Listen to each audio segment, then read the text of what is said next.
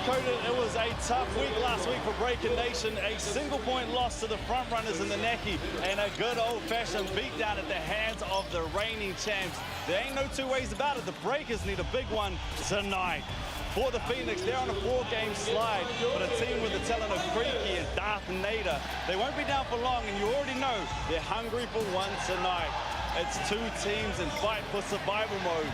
The Breakers and the Southeast Melbourne Phoenix are up next, with the big question being, who takes another step closer to their top 8?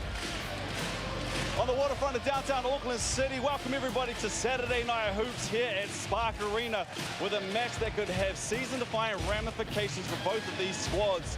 Both came into this game looking to get their swagger back, but a little added incentive to be Breakers, looking to get one for their guy Anthony Lamb, who turns 26 tonight with a whole bunch of buckets for these fans. And the crowd here in attendance. I'm Brooke Rusco, joined by Casey Frank. Courtney Tidy's with us as well. We'll catch up with her very shortly.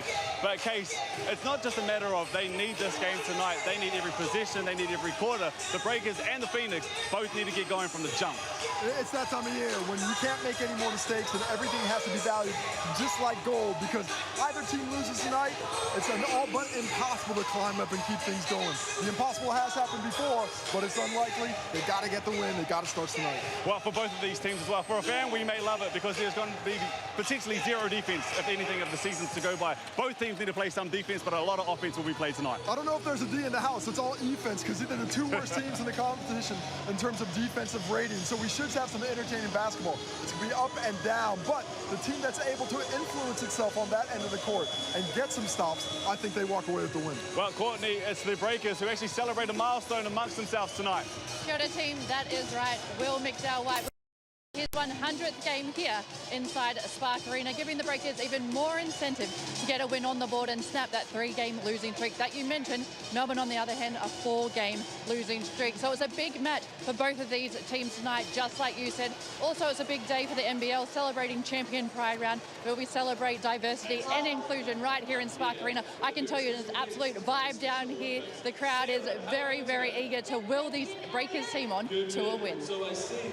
All right, let's take a look at this ladder. United and the Wildcats top of the hill at the moment, but between third and last place, 3 wins separate those. The Breakers have a couple in the bag there as well, so they need to get it going tonight. But Phoenix, undermanned tonight, need a big road win. Let's take a look at some of the games that have already featured in round 16, and it was a nail-biting close one between the Hawks and the Taipan. Well, there was one nail being bitten. There was 3 nails that were pretty much A-OK in the other blowouts. We're looking for something a little bit closer today between these two teams, but certainly the cream of the crop has been that Taipan's-Hawks game, and I rather enjoyed the post-game press conference as well. So did I. Now, we talked about Anthony Lamb before. He is celebrating his 26 and young. He's done a lot in his career, but he's going to need another big game here tonight if the Breakers want to get a win. Well, his skill set is so multifunctional that he can score on anybody, and it's going to be a real problem for the Phoenix tonight. If they put us big on him, he's going to take him outside. If they put us small, he's going to go right to the post, put him in the grindhouse. If he gets off to a good start tonight and really starts flowing, I think it's going to be tough for the Phoenix to catch up, and I think the Breakers will really start just rolling from there. Well, someone he's probably going to spend a lot of time on tonight is Nader, and without Alan Williams tonight, the ball is probably going to be in his hands a lot, and he's going to have to fill it up. You see that the points average here isn't bad. He hasn't played his best basketball as of yet. What's concerning for the Phoenix is the shooting percentages, 34% from the field, just 30% from 3. He's got to get lighted up. If he does catch fire, though, I think things can just open up for the Phoenix. We've seen this year where teams haven't played their best basketball. It starts rolling downhill, you catch the momentum, and then you just can't be stopped, especially in the game tonight with two teams who aren't great on the defensive end. Well, it's going to be a big one tonight. We were just talking about the Phoenix before, and they look nice and loose. Case, I'll let you get back to the commentary. Glenn, it's almost tip-off. Yeah, kia ora Brooke, kia ora Casey, kia ora everybody, happy new year. And here is the Breakers starting 5 for the game tonight. Jackson Cartwright, 19 points per game. Also, Matt Young is in there as well, as 6 rebounds a game. We've got the all-star, or the young star coming through, Mantas Stavchis of Lithuania. Anthony Lamb, the birthday boys you mentioned, and Zylan Cheatham to round out the starting 5. They're going to need all of his skill to get over the Phoenix, the coach Modi Ma'or. And here is the Phoenix starting 5. We have Gary Brown, who is averaging 14 points per game.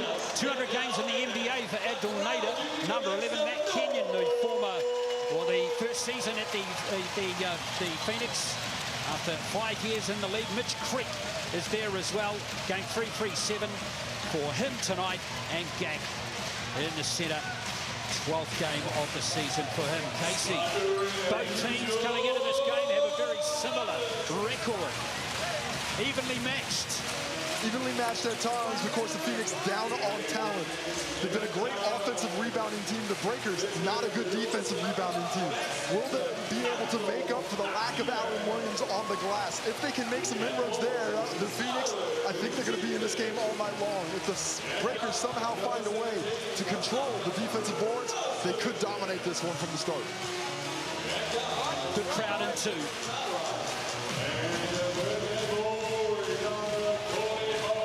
Spark Arena, the NBL's champion pride round here in Auckland. Both teams coming off big losses in their last games. Want to right this ship. Just a slight issue at the score bench right now. They're inputting something, trying to figure something out. Not quite sure what it is, but the crowd is ready, the players are ready. And everybody is just on tenterhooks waiting for this one to tip off.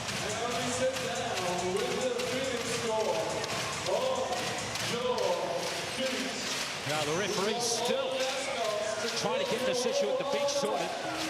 It's going to be an interesting game between these two teams. Both coming off big losses where they didn't play their best basketball. Both would have been challenged by their coaches in the time intervening from those last games. Which team's going to respond to a higher degree to what they've been told? The Breakers have great talent.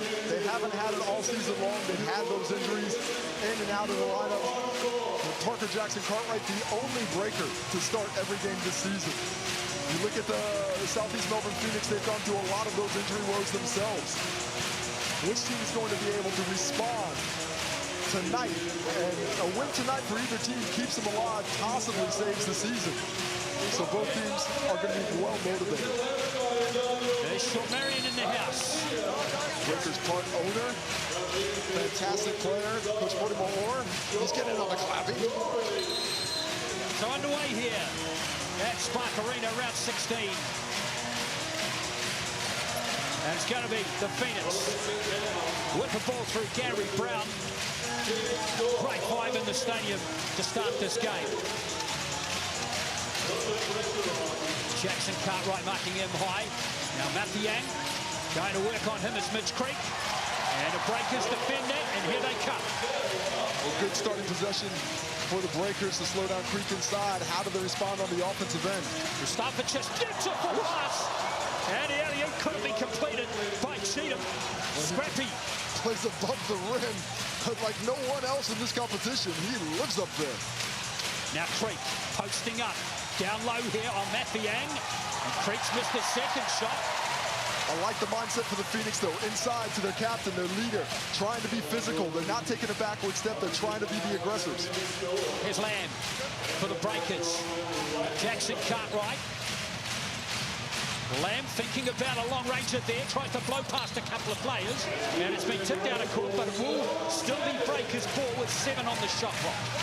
Patient offense from the Breakers early in this one. But a good job by the Phoenix defensively, taking the Breakers out of their comfort zones, forcing them out a little bit beyond that three-point line, committing themselves to the defensive end of the play. So Lamb to inbound it. Matthew Yang. 3 on the shot clock. Jackson Cartwright got to put it up. And there's no basket there. Mustafa just a little late on the weak side. Well, once again, decent defense by the Phoenix. They've done a nice job of mucking up the middle. They're not giving up a lot of driving range at the moment. They're forcing the Breakers into difficult shots on those first couple of possessions, and then have done just enough on the defensive rebounds, despite Mantis getting that one after the buzzer. A minute and 11 played, and we still don't have any points, Casey. This is not what I was expecting from this game. You know, the two worst in the competition in terms of defensive rating. We're expecting some high-flying scoring, and I have a feeling as this game goes along, we're going to see a few buckets. Oh, stolen by Jackson Cartwright. That will be the first basket in the game. Well, the Breakers lead the competition in steals and steal percentage. They're so good at it. Is that a violation as well?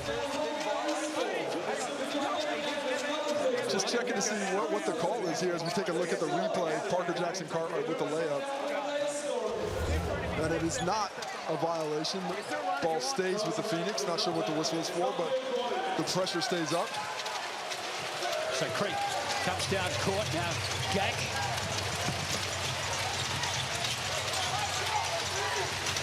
Hasn't had his hands on the ball too much so far, has Nader. And it's been turned over and the Breakers have got it again, and here comes Lamb. Looking to make a fast start. The home team. Pass was poor and Creek's pitched it. The spacing was bad. Too convoluted. They need a bit more shooting on the wing to pull Mitch Creek out of the post defense. First foul of the game. Little reach in there by Rustavicius.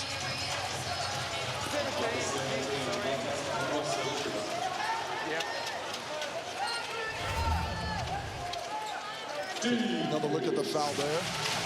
Trying to get through the screen on Mitch Creek. He was a little bit surprised about the force that Rustavicius came through. Brown. Now to Creek. Double teamed at the top. Brown was under pressure. Creek again. Good defense by the Breakers here as they get the shot clock down to 5. Brown again. Forced to put up long ranger. Well, excellent defense again. Neither team looking very comfortable offensively just yet. Lamb. That's classic Anthony Lamb. Well, this is when they're at their best. The Breakers in transition, pushing things. They've got athletes at every position. A lot of guys who can dribble the basketball, but a lot of guys who like to finish at the rim. And I love the speed with which Anthony Lamb plays. He's always under control. Look at him come off this on ball, and look at the deceleration on all his finishes. I think he decelerates at the rim better than anybody in the competition. Gets himself gathered, under control for those finishes, and starts his birthday off with the three-point play the old-fashioned way. Yeah, there's a touch of class about him for sure. As Gary Brown comes down court again. 2.5 minutes played, and the Phoenix remains scoreless. And it's going to stay that way with Nader missing that one. Now Rustavicius is flying down court. Cheatham on Creek. Silent Cheatham can't nail that one. Kenyon's got the ball. Oh, that's a good pass. And Gag can't seal it. And here comes Lamb again. The pace is quickening. Both teams taking advantage in the full court. Cheatham with that athleticism. And Mitch Creek didn't need to reach in there. That would have been a tough finish on the spin. He had good size defenders in front of Cheatham as he was going to have to try and get that up and over. Instead, Mitch Creek gets his hand caught in the cookie jar, and a chance for the Breakers to add to this 5-0 start to the ball game. Amazing. Cheatham, of course, those spins would make most of us dizzy if we attempted something like that. Definitely. The older I get, the lesser I could spin. The other day I got caught on the roundabout with my daughter trying to push her around. I think I haven't recovered yet. School holidays, it's tough. It's tough out here at school holidays, Ren. Indeed. Here's Cheatham. Oh, he had a long period out with that injury, didn't he? Yeah, he needed to get the body right. The Breakers were probably hopeful that he was going to be out a couple of rounds before he actually did it. You'd see him conditioning, getting the game back before games. He looked great, but he just had to get that confidence back. And when he did, that's when he suited up. And he's been stellar all season long, as we see Anthony Lamb pick up the foul, trying to reach through there. That's going to be a great matchup through the game, isn't it, Lamb and Nader? It certainly is. Two guys with NBA experience, two guys with premier scoring ability. Nader still trying to find his feet. He came into the competition pretty late. With that kind of score, you do have to try and find your rhythm with your teammates. Hasn't been found yet, but it's waiting.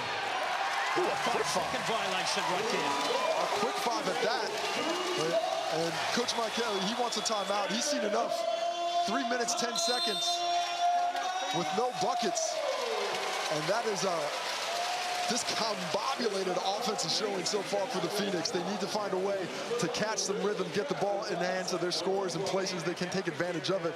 The snooze timeout, it's going to be pretty good for the Breakers. Probably one of the calmer ones we'll hear from Modi Moore all season long. All right, well, there's a man playing his 100th game in the Breakers team tonight. It's Will McDowell-White, and Brooke caught up with him. Well, a bit of a different season personally for you than last year. Obviously, with the injury, you've been clouded with the injury. How are you feeling at the moment? Because if the Breakers have to push, and they are going to push late into the season, you need to be close to 100%. How are you feeling at the moment? Yeah, I mean, you know, I think there's not one person that's 100% at the moment. So, yeah, just get through it. Just be as healthy as I can. You know, we'll never be 100%, but I'm as close as I can be. Bit of a tough one. Actually, been a tough last 3 games. There was 2 close ones in the big blowout over there in Sydney. What's been the emphasis this week? Just not looking to it too much. Just you know, getting ready for the next game. We know we put ourselves in this position, so yeah, just focus on the next one. I don't know if you know this, but you bring up your 100th game today, so congratulations on that playing tonight. What's been your highlight of your career so far? I mean, honestly, just playing. I never thought I'd even be a professional basketball, so it's been pretty cool. But one to stick out is obviously Phil Without a couple of years ago. Hopefully try and get another one this year at some point. Well, Will McDowell, now Brooke, you've been listening to the timeout. Yeah, listening to that timeout, nice and close. No surprises, they're really happy with the defensive effort so far, and it's the rebounds. It's going to be a big point of this ball game. They have to continue to clean up the glass. No O-board so far. Alan Williams, the big dog, isn't playing tonight, so continue to clean the glass all night long. Set the defense, and they know they can fill it up as they see Zylan get to the free throw line. Courtney, what'd you hear on your end? I can tell you it was not a happy camp down in the Phoenix bench. Mike Kelly was quite loud. All the eyes were on him. He was, I don't want to say yelling at his team, but he was pretty much doing that, and he wants them to get in this game. He wants them to get physical and tighten up their defense. Yeah, sure, certainly need to do that. Well, he's brought in Anzac Rosetto off the bench for Koldegak to put in a bit of that work underneath. And you know, that was a performance that, you know, we heard Coach Mike Kelly after the loss early in the week where he said we lost by 25, but that 25-point scoreline, that probably flattered us. We didn't play that well. So he's looking to find some consistency. Yes, they're down players, but you got to find a way to compete. The lineup is the lineup. You got to go with the girl that brung you. You're here now. See what you can do.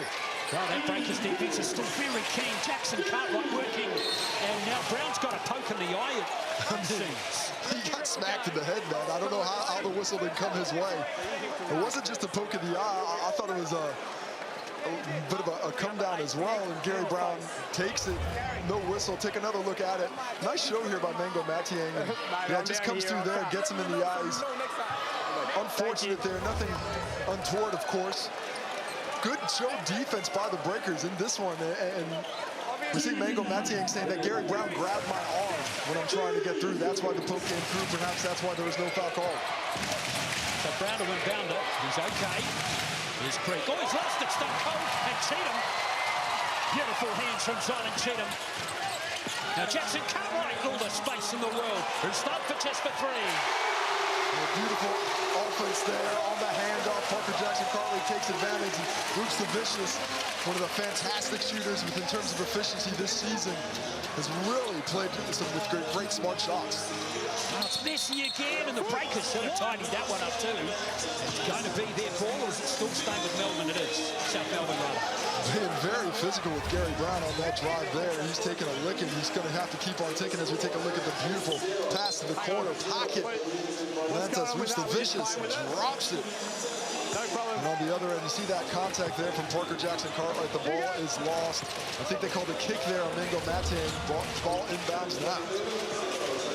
Creek. Southeast Melbourne still scoreless, Creek. Well, it wasn't pretty. Well, that's where you go. Go to Mitch Creek. Go to your captain. Go to your leader. Go to the guy who can get it done in the post. Foul up high there from Gary Brown. He's still not happy, is he? And I can understand why. He's a premier scorer. They're playing very physically with him. If you're going to allow that kind of physicality when he's got the ball in hand, he's not going to be able to get a lot done. So he's trying to work the refs a little bit, try and make them aware that there was contact there, and I need that whistle. Couple of changes here. Here comes Ruben Tarangi, the tall mate. Stay this side of the line, so where you are right there. And also back into the game goes Gorjok Gak. To see Tarangi still playing. Career in the NBL now. This is his 12th season. Well over 300 games. Now the Breakers. Roots the Vicious. Back to Jackson Cartwright. Brown defending him strongly this time. Tough basket to make there, but he's got a little push, so he'll go to the line to shoot a couple. Well, the defensive end is starting to show a couple of cracks in the armor. This Parker Jackson Cartwright, look at the ankle flexion when he drives. He turns those corners with such speed at such a low angle, so difficult to contain. Turns on those angles like you were on the roundabout the other day, eh, Casey? That angle, I definitely did not take that as well as anything Parker Jackson Cartwright takes. He's still getting used to getting, after all these years, still getting around the roundabout the wrong way or something. Well, the roundabouts were fine with me when I got to New Zealand and Australia because we don't have that in America. There are no roundabouts. Jackson Cartwright gets the free throw. He has 3 points. Breakers up by 9. 5:25 to play in this first quarter. Hope you're enjoying this game between the Southeast Melbourne Phoenix and the Breakers. Here's Mitch Creek, the only scorer for the Phoenix so far, and then he has 2 more. Yeah, and the whistle there because it was goaltending. Mengo Matien got his hand on the net, so it would have counted either way, but that's where you keep feeding. Mitch Creek attacking. Attacking Cheatham there. And Cheatham's had some foul trouble. We know this Breakers lineup has experienced foul trouble, especially with the bigs. If I'm Coach Mike Kelly, I'm going to keep going into the post. I'm going to keep asking Mitch Creek to attack and see what he can't get done as when McDowell White checks into the ball game in his 100th, as does Isaiah Liafa. And space all. Couldn't quite get it over to Liafa. And McDowell White, he can just drop some dimes coming off those on balls to the opposite corner. You have to be so ready. His ability with that one-arm slinging pass is always coming through with pinpoint accuracy. That's yanked back to McDowell White. Creating space for Cheatham. Trying to work on Creek. Shot clock down to 2 seconds. Cheatham. Oh, he created space for himself beautifully there. Tarangi with the rebound. Southeast Melbourne got to get something going here, and now Bruce the Vicious has got a knock to the head. Yeah, he came off the worst for wear on that one, but he also got the whistle. Bruce the Vicious picks up his first as Tarangi was trying to clear some space to get that pass off going the other way. Nice hard trap. The Breakers showing a lot of pressure coming off these on balls all over the arm, and then Tarangi just sends that elbow through, trying to pass through, and lands with the chin of Roots the Vicious. He's super happy to come out of the game right now. Yeah, Harvey on replay. 2 fouls on him so far. And he checks out with 3 points. That beautiful three-pointer from the corner. 4:42 left in the first quarter. Now Ben Eyre is out there now for the Phoenix. Here's Kenyon Tarangi. Creek still out there. And Tarangi drives and gets another foul, and this time it's McDowell White. I still like the mindset for the Phoenix. A lot of attacks on the basket. They're not settling just yet. They're trying to find that contact. Both teams are being told to speed up a little bit. Less huddles, more free throws, more action as we take another look at it. And McDowell White just a little bit too physical as Ruben Tarangi says hi to the fans in the third row. Yeah, former Breakers player, of course. Here's his first point against the Breakers in the 3 games this year. He's pretty quiet against his old team. Surprising. Normally you got those ex-clubs circled. Yeah, you've got them primed, haven't you? 2 points, valuable points as the lead's cut back to 6 now. McDowell White. Lamb's back out there. McDowell White. That is classic McDowell White. High off the glass, not the runner this time, but still gets the kiss with the left. Just such a, played his most minutes of the season against the Kings, and such a talented player. Hasn't had the effect on the team you would have expected coming into the season, but there's still time left. He had those injury problems early. Full pass beautifully gathered by Kenyon. Tarangi putting up the three-pointer. Uncontested rebound by Mathiang, and now McDowell White again. Here's Lamb. Liafa still out there. Working well, and that's a beautiful ball to Lamb. He rolls it in for 2 more for the Breakers. Well, he just sniffs out those mismatches. If you're going to put a small on him, he's going to take advantage. That time, in that transition, he found it early, straight to the grindhouse for the bucket. Kenyon thinks about a three-pointer, doesn't put it up. He's a bit shy now. Nader Going baseline. Ambitious pass. Don't think Kenyon was the intended recipient as the shot clock's down to 3 seconds. And the shot went up just in time. And the Breakers have got it. Well, with 4 seconds on the clock, you don't want to throw it to your center at 17 feet and ask him to make a play.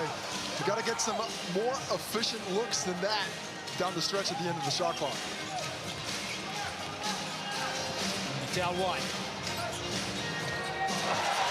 Oh, stop it. The scoop, the ice cream man today. I'm used to the runners from Will McDowell White, but today, hot day like this, ice cream for everybody, scooping them up. Absolutely. 4 points for McDowell White. Looking good in his 100th game. It's a good sign for the Breakers. Being out from long range. That one's not going to drop. And Abercrombie's got the ball. Breakers doing solidly on the defensive glass. 7 defensive rebounds, 0 offensive rebounds for the team that leads the competition in offensive rebounds per game. That's an interesting stat, isn't it? Here's McDowell White. Tom Abercrombie. Not going to roll that one in. Breakers getting a lot of penetration. Here as Ben Ayer gets fouled in transition. Will McDowell White picks up his 2nd personal foul here in the first quarter. Yeah, I love the way he really accelerated down court there to lure the foul out of his opponent. Yeah, he's got great speed. Ben Ayer is certainly a player that can get things going quickly on the offensive end. And we'll be heading to the free throw line now. Is that the 5th personal foul, 5th foul that both teams in the bonus moving forward? So nice heads-up play, attacking in transition, putting pressure on defenders, and getting rewarded for it. Well, Ben Ayer having his best season in the NBL this year. 10 points per game, 23 minutes, but still lots of challenges here for Mike Kelly. Of course, for New Zealand fans, he signed with the Wellington Saints, so he'll be playing his trade down there. Good pickup, too, for the Saints. Fantastic. I think he's certainly going to bring that scoring touch and some defensive toughness. You know, I quite often hear on the plane from Australia that the Wellington is the Melbourne of New Zealand. Actually, it is. Great coffee, good cafe scene, eh? Fantastic weather. Very solid. Fantastic weather occasionally. Here's McDowell White, his Lamb, and he's fouled. Well, Breakers, I talked earlier about the Southeast Melbourne Phoenix not settling, attacking the rim, but certainly that's the same mindset the Breakers have shown. 11 shots, made 6 of them, and a lot of looks. Really trying to force that defense to collapse before they go out to the perimeter.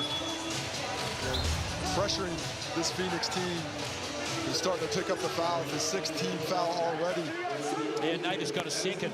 Nate has got his 2nd. There's 2 on Gary Brown as well. And when you're already a little bit lacking in the depth department because of the injuries, the last thing you need is early foul trouble to 2 of your top scorers. So Lamb at the free throw line. He's been going at 81% this season. And that there is his 6th point. Leads all scorers in the game in this first quarter. I like the pressure that Parker Jackson Cartwright is applying up full court. It's not token. He's really trying to force Foxwell there to change direction. It was Gary Brown earlier in the game. Here's Tarangi. Oh, skill from Baruma. Tarangi, that deserved to go in that one. Unkind iron strikes the Ruben Tarangi on the homecoming. That's a Cartwright, beautiful feed.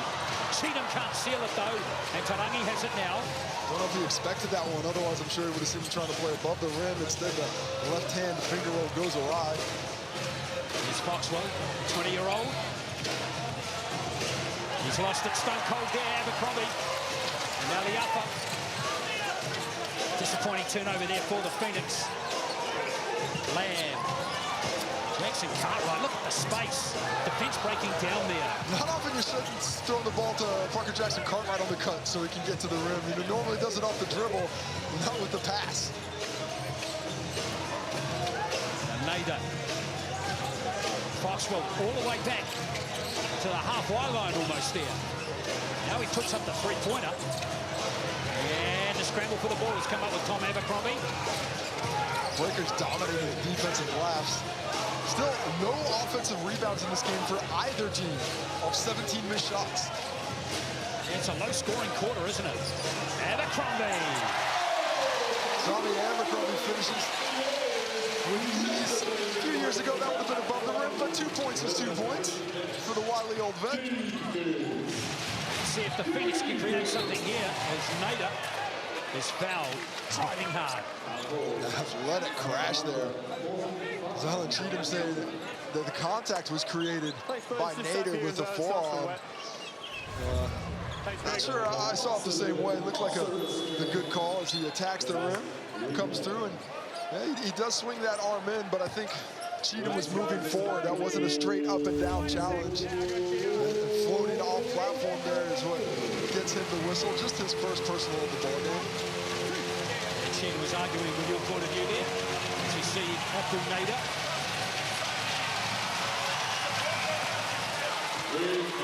Melbourne, of course, a mid-season replacement. Here's his first points of the game. 200 NBA games in Boston, the Oklahoma City Thunder and the Phoenix Suns. Gets a second. The lead is back to 12. You still got the backside if you need it, okay? To 11, in fact, as it clicks over. 16 seconds left in this first quarter. He checks out. Nice move by Coach Mike Kelly to ensure that he doesn't pick up that third personal foul here in the first quarter. Parker Jackson Cartwright here to settle it down for the last play of this first quarter. He's going to go all the way himself. In fact, he lures a little reach and foul there, and he's going to shoot a couple. Mingo Matiang may lead the league in ambitious dunk attempts. All that put back there didn't count as Parker Jackson Cartwright got fouled, but Matiang was thinking smash the finish. Now just 3.2 on the clock after these Jackson Cartwright free throws. Important for the Breakers not to foul as they've struggled a little bit from the charity stripe today. Yeah, 6 from 10 in the game so far in this first quarter. 10 attempts already. You'd like to see that if you're a Breakers fan. 6 for 6 for the Phoenix on the other side. Important, but of the utmost important for the Breakers not to get a foul here. That's a carry. That's going to give the Breakers another shot. 1.5 seconds. Fox move. So carry travel, whichever way you want to go. Nice pressure by Parker Jackson Cartwright up the court to ensure that wasn't an easy last-second look. And now let's see if the Breakers have from their sideline out of bounds selection to get something possibly on the rim with 1.5 left.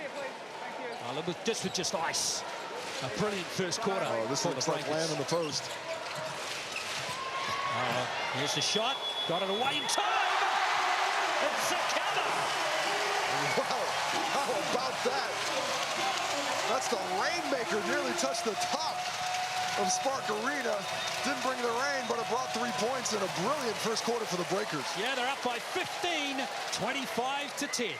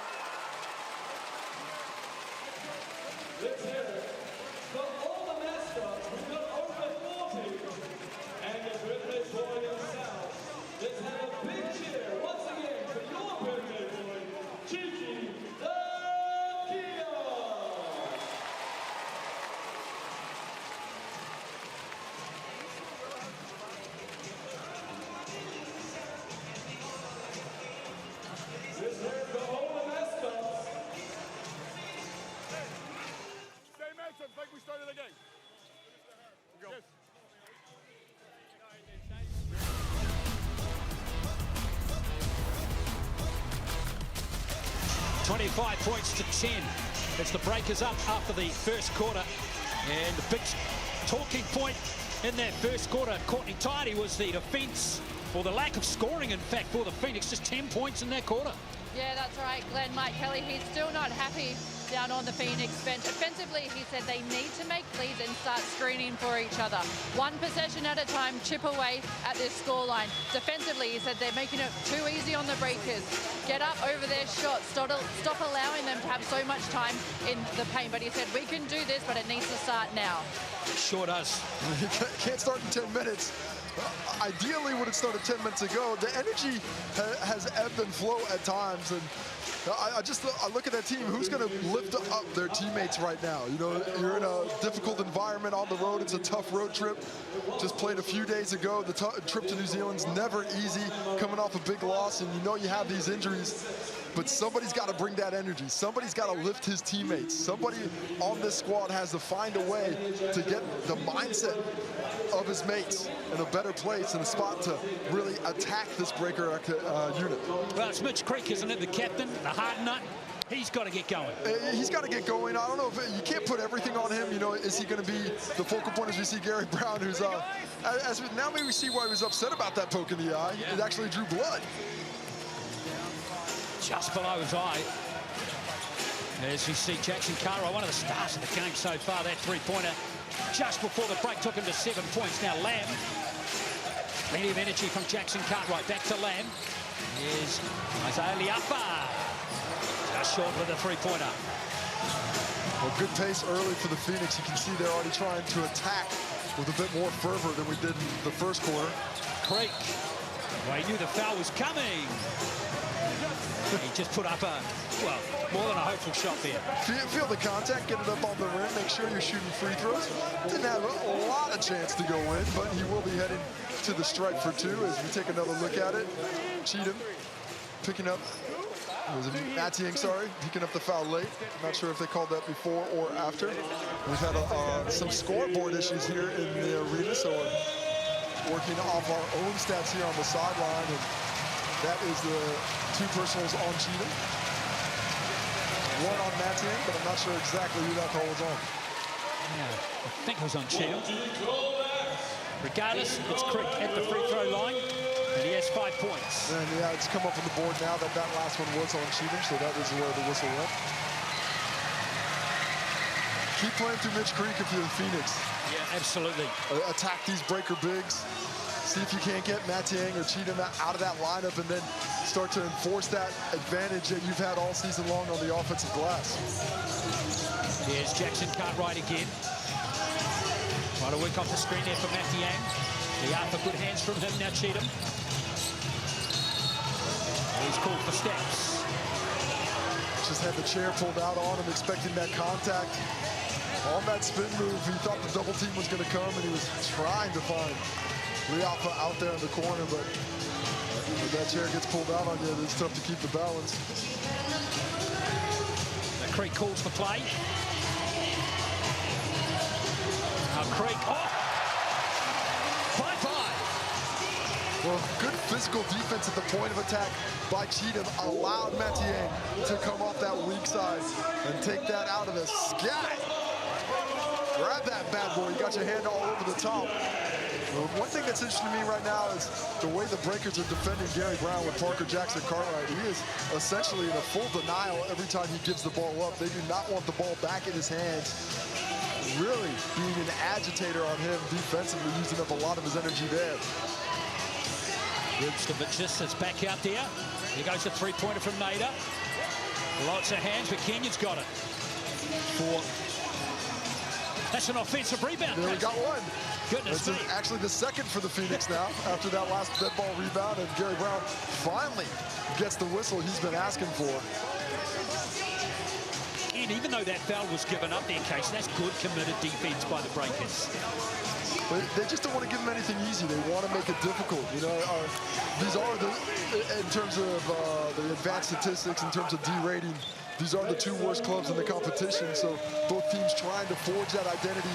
It's late in the season, but it's not too late to make strides in that area. Brown gets his first point of the game. Breakers have 8 games left on that point. What do you reckon? 6 more wins? I think 6 gets you in for sure. I think 5 possibly does. I think 13 wins might do it. It's going to come down to percentages, though. It's going to come down to that score differential. So every point counts. You have to keep getting the ball in the bucket because I think there's going to be a long jab. I think there's going to be multiple teams tied for that 6th spot. That's Yang! And Cheatham just couldn't quite grab it. It's Kenyon on the fast break. That's nice from the Phoenix. Beautiful transition. I love that swap from defense to offense. Timeout to the Breakers. Coach Moore not happy about this first minute and 30 seconds here in the second quarter. As that pass by Mango Matang a bit ambitious. You know, that's not a great look over defense. It has to be perfectly placed from straight up the line. Well, the Phoenix have outscored the Breakers 6-0 in this quarter. So they're showing a bit of fight, a bit of hunger. They're starting to play a little bit of defense. You've seen some enthusiasm on the offensive end as well. Let's get to Brooke. You've got a very special guest with you. I do have a very special guest with me, 4-time NBA All-Star, NBA champion as well. The Matrix number is hanging up in the rafters with the Phoenix Suns, and you're over here at the moment. For those who don't know, what brings you over to New Zealand right now? Breakers, of course. Part-time owner. Run us know, man. How you feeling about the game? What do you take away from this first quarter and some change? We're playing great. The energy has been amazing. The fans have been awesome, but we came out ready to win this game tonight. What's the level in between, obviously, the touch points between the NBL and the NBA getting closer and closer, the LaMelo balls that have been over here, the Giddies that are playing at the moment, but it's just getting closer and closer each time you come back? Well, you know what? It's probably the arenas. The arenas are way bigger than the NBA, of course, but the fans are, they're just as live as we are in the NBA right now, and every time I come, it gets better and better every time I come, and I just got here today. So I'm just excited, and I can see the engagement more now than ever. And fans are really engaged with everything that's going on. Before we let you get back to this one, how do the Breakers close this one now? Still a lot of time to go. We got to stay with the energy. We're playing great defense. We got to make sure, keep executing the offensive end, keep playing great defense. Shawn Marion, ladies and gentlemen, thank you very much. Great to have him here, Shawn Marion.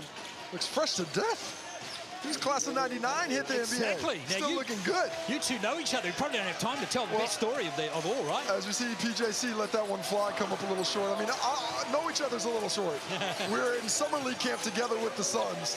I got cut in the first cut. He made, like $200 million in his career, so slightly different, but we're in the same vicinity for a bit. Exactly. That's pretty cool, though. Pretty cool story as we see Jackson Cartwright. Here's Lamb. Breakers still haven't scored in this quarter. Lamb working away, double team, good defense by Creek there. Lamb did really well to get the ball back to Jackson Cartwright. Shot clock down to 3. And there goes the ball from Lamb. Oh, the N1. Oh, my. Gary Brown's arguing that call, but he closed that space way too tight, gave no landing room for Anthony Lamb. Much better ball movement after the timeout for the Breakers. The ball went through multiple hands, worked that clock down, and you see it. It comes to Anthony Lamb late, and Gary Brown tries to avoid it, but he just didn't give him enough space to land. Not a ton of contact. From that angle, it almost looks like he avoids it. Let's see what we see from this one. Oh, it's tight. It is. It is not a lot of space there, and it looked awkward, and sometimes it looks awkward enough. That's going to be a whistle. Oh, there's a 4-point play for the Breakers. Anthony Lamb. Had a 3-point play, had a 4-point play. He's hitting for the cycle. Exactly right. Well, the fine margins there between a brilliant defensive stop, potentially there for the Phoenix. Split second too late. Now, Air. Over to Creek. Goes in, goes baseline. Lovely from Mitch Creek. Oh, that's pretty. Mitch Creek has a lot on his shoulders on both ends of the court right now, but he's getting it done offensively. Already up to 12 points now. He has really going well as Mitch Creek, and there's another foul. I think Matt Kenyon has conceded that one. Before the shot, so that ball's going to be on the sideline, but the fouls are already racking up here for the Phoenix in the second quarter. We've got 18 fouls in total in the game. Sub what? 9 each. As we get closer to the playoffs, there's going to be some more fouls. Teams are playing a little bit more physically. seasons are on the line and teams are reacting to it. Moves to Vicious, back to Anthony Lamb. Shot clock again. Going very deep. Oh, great screen. That's a brilliant, and he created space for himself. Didn't get the tip in. Silent Cheatham. And Pino's got it though. Good ball to Jackson Cartwright. That is fantastic play. Oh, this is good. The second 4-point play opportunity. Nader picks up his third personal foul. And just things are not going the Phoenix's way. The tip rebound, they nearly had possession. The Breakers' first offensive rebound of the game leads to this beautiful kick pass from Parker Jackson Cartwright. And Nader just smacks the hand after the shot goes through. The fortuitous bounce hits all of the glass before it drops in. Can't even see it in the screen on the backboard camera before it tickles the twine for three and a chance for one more. Oh, that was a fantastic play. And he's not going to complete the 4-point play, so back to a healthy margin now for the Breakers, 14-point margin. Breakers are back to Kenyon. Here's Nader. He is fouled beyond the arc, and it's another 4-point play coming up potentially. What is going on? Yes. This is bonkers. 4-point play after 4-point play. Anthony Lamb saying the follow-through came and hit him. My hand was just there. Let's take another look at it. Anthony Lamb's disagreeing. The late contest hits the arm on the follow-through. That's the whistle. They'll call it the other way for Moves to Vicious on the other side. Turn the marks, fair play. And Nader completes the 4-point play for the Phoenix. He has 6, and we're back to a 10-point game. I've been watching basketball a long time. I don't think I've seen 3 4-point play opportunities within 3 minutes. I certainly haven't seen 3 made, so unfortunate for the Breakers to miss one of those chances. Another little foul. It's going to go on bare near that one. They're just trying to get around the screen. By the way, that is the 4th team foul in the quarter. With 6 minutes to go, the Breakers need to stay in attack mode at the rim and start getting those opportunities at the stripe. Phoenix are going to have to be careful, keep those hands in the cookie jar moving forward. You know, we've got that offensive rebound and set up the magnificent play. Now McDowell White. Here's Lamb going for 3. Rebound to Ben Eyre. Now Creek. Again, he's got that explosive pace. Didn't get that shot set at all, rather, as you see McDowell White. Fast break opportunity here for Jackson Cartwright. Kicks it out beautifully to Lamb. Brilliant forward. Brilliant forward. Timeout to the Phoenix. I did not like that shot by Ben Eyre on the other side. It was just a little bit too rushed. He was trying to get the whistle. When that doesn't go your way, you put yourself in a bad position coming back the other way. Get the ball in the hands of Anthony Lamb. Drive one way, Kenyon reacts, and the nimble spin move to get off the glass for 2. Mike Kelly's got some thoughts, I'm sure, as we saw a little bit of a resurgence from the Phoenix just after half-time. But that's been closed out again by this talented Breakers roster. As you see Mike Kelly, see what he's got to say. Your bucket is right now, just load it, and then it's run off. Playing off 2, playing off 2, playing off 2. Stop fouling. Stop fouling down there. All right, you guys are playing your asses off, and you're penalizing yourself with the foul. Don't foul. All right? Let's go. You got the ball. We're pick empty. Sorry, pick smash. Benny, you're here. Okay? Anzac, you said it there. Creaky, you're there. Rubes, you're in this corner. Get out of this thing. Come off it. We're kicking back to Benny. We're straight step up. You guys keep short rolling. Keep short rolling. Here we go. Get a breath here. Let's go. Well, Mike Kelly, pretty clear with his instructions. Brooke, what was happening in the Breakers huddle? Yeah, more positivity coming down this end. Defensive end is where it needs to continue, though. The energy and effort is there, and they're liking what they're getting on the offensive end as well. They're getting the crowd into this. Rock and rolling at the moment. I know the Foo Fighters are in town, but it's rock and rolling here tonight. Yeah, it is. Well, what I think the Phoenix really need to do is start creating for their teammates. They've got 5 buckets on 19 shots, just 5 for 19 from the field for 26%. But just 3 assists. They need to start creating for each other, as Mitch Creek tried to do there for Rossetto, and gets the fortunate bounce for the offensive rebound after that. Now he's in the double figures. Yeah, he has 10 points. 14 now. Yeah. We've got him 14 on the board. We just have him 10 on our board, but we'll go with the 10. On my score sheet, he has 10 points. And Well, you I know always my trust score you. I sheets, always mate. trust your score sheet, though. Thank you very much. It's my biggest win of the evening so far. As you see McDowell White and Roots the Vicious. Has he missed yet? Beautiful little He has drive missed and one push shot. up. 75% from the field, and they haven't been easy shots, Casey. I believe he's one of the leaders in the competition in effective field goal percentage this season. And for such a young player, he just takes such smart jump shots. Greg lines up a 3. That was almost a beautiful range there by Tarangi. Nice little attempt there, taking it out of the hands of Lamb. Can't bring it down, got to keep it up. Now Tarangi, who's got himself in real trouble there. It looks like Pino stood on the baseline, so it's still going to be Phoenix ball. How did Pino catch that? How did Greg Pino catch that? I mean, it hits off his back as he's trying to play defense and somehow still came into his hands. Abercrombie's coming back into the game. Lamb's going to take a breather. It's down with 12 points. Pardon me, Glenn, but for everything that's said and done, Phoenix aren't playing great offensively. To only be down 12 points, I think is a victory for them at this point, at least morally so. They just find a little rhythm, they'll be right back in this ballgame. It's a scrappy game. There's a lot of fouls. This is Tarangi going baseline again. Shot clock down to 2 seconds. King's got to put it up. And good defensive set again by the Breakers. Roots the Vicious. No foul. Creek's got the ball. Roots the Vicious slow to get back up now. Abercrombie. Or is that Pino got it? Abercrombie, all sorts of problems. Now Roots the Vicious looks like he might struggling a little bit there. Yeah, I think he just hit the court pretty hard with his knee. A little stinger. I think as he tries to cross over here, just comes down hard onto the court, so a little bit awkward on the foul. And then Tom Abercrombie almost going for the foul to stop the break because he saw Roots the Vicious out of the play. Instead, he gets the steal. McDowell White. Again. Just finds a way. Gonna have to call him the Iceman. He is stealing George Gervin's motif. 3 finger rolls on 3 buckets. 6 points for him. Tarangi. Foxwell back out there now. To work off Dak.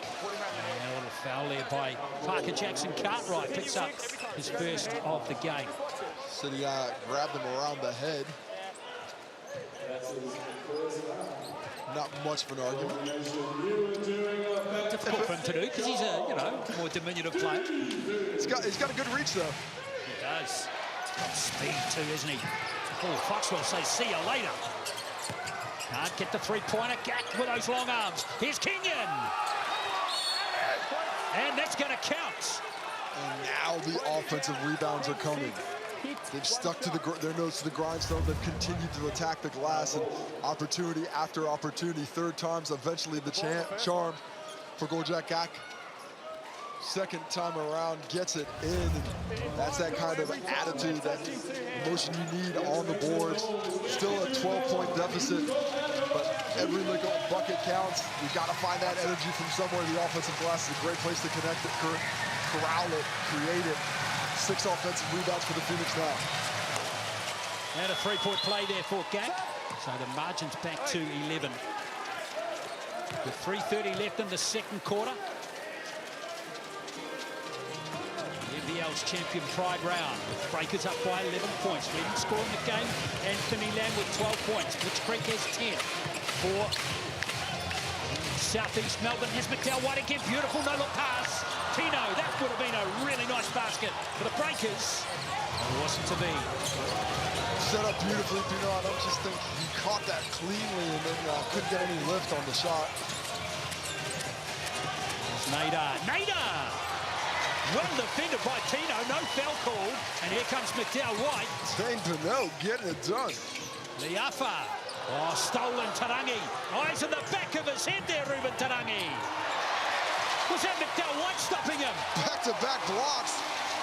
Well, McDowell White first. I couldn't tell if it was Abercrombie or Pinnell that in 2nd. Cam Glidden's out there now for some action. So you see Liafa trying to go baseline. Ooh, foul given up there by Foxwell. And that's going to be free throws. Back in the bonus go the Breakers. In fact, both teams now.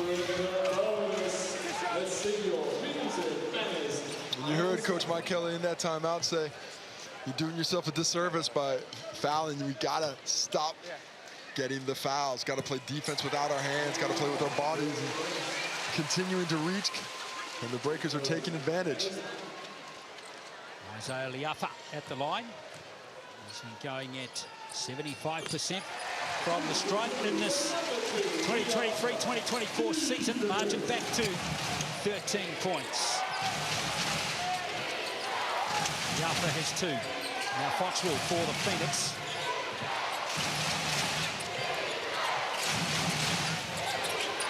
Here's Gak. Shot clock down to single figures. And now Ruben Tarangi. Puts up a little teardrop, not going to fall. And again, not much happening there for the Phoenix on that offensive play. Decent look, though. Nice penetration, but on the other end, another foul. Did Nader just pick up his 4th? He did. Picks up his 4th personal foul in the first quarter. That's a big call there. Just not a great play. He's got his body in there on the rip through. He seeks the contact.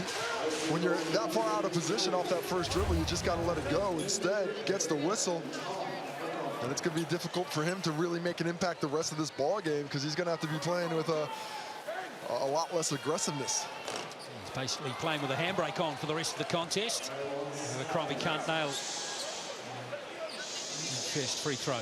You got to be more aware when you've got that 3rd personal foul. You just can't be that aggressive on the ball. Got to play off it a bit more instead, affecting the depth of this Phoenix squad even more so. Abercrombie, 3 points for him in the game. Game number 420 for Tom Abercrombie tonight, as we see Creek. Give it to Kenyon. 2 minutes left in this first half. And reach in there by Abercrombie. That's the 5th personal foul in the quarter on the Breakers. I like the recognition there by Matt Kenyon. The play was supposed to go back up top for the on-ball, but instead he sees that Mitch Creek's got Thomas Abercrombie on him, a bit of advantage for Creaky in the post, straight into him. A chance to add to his buckets for the ball game.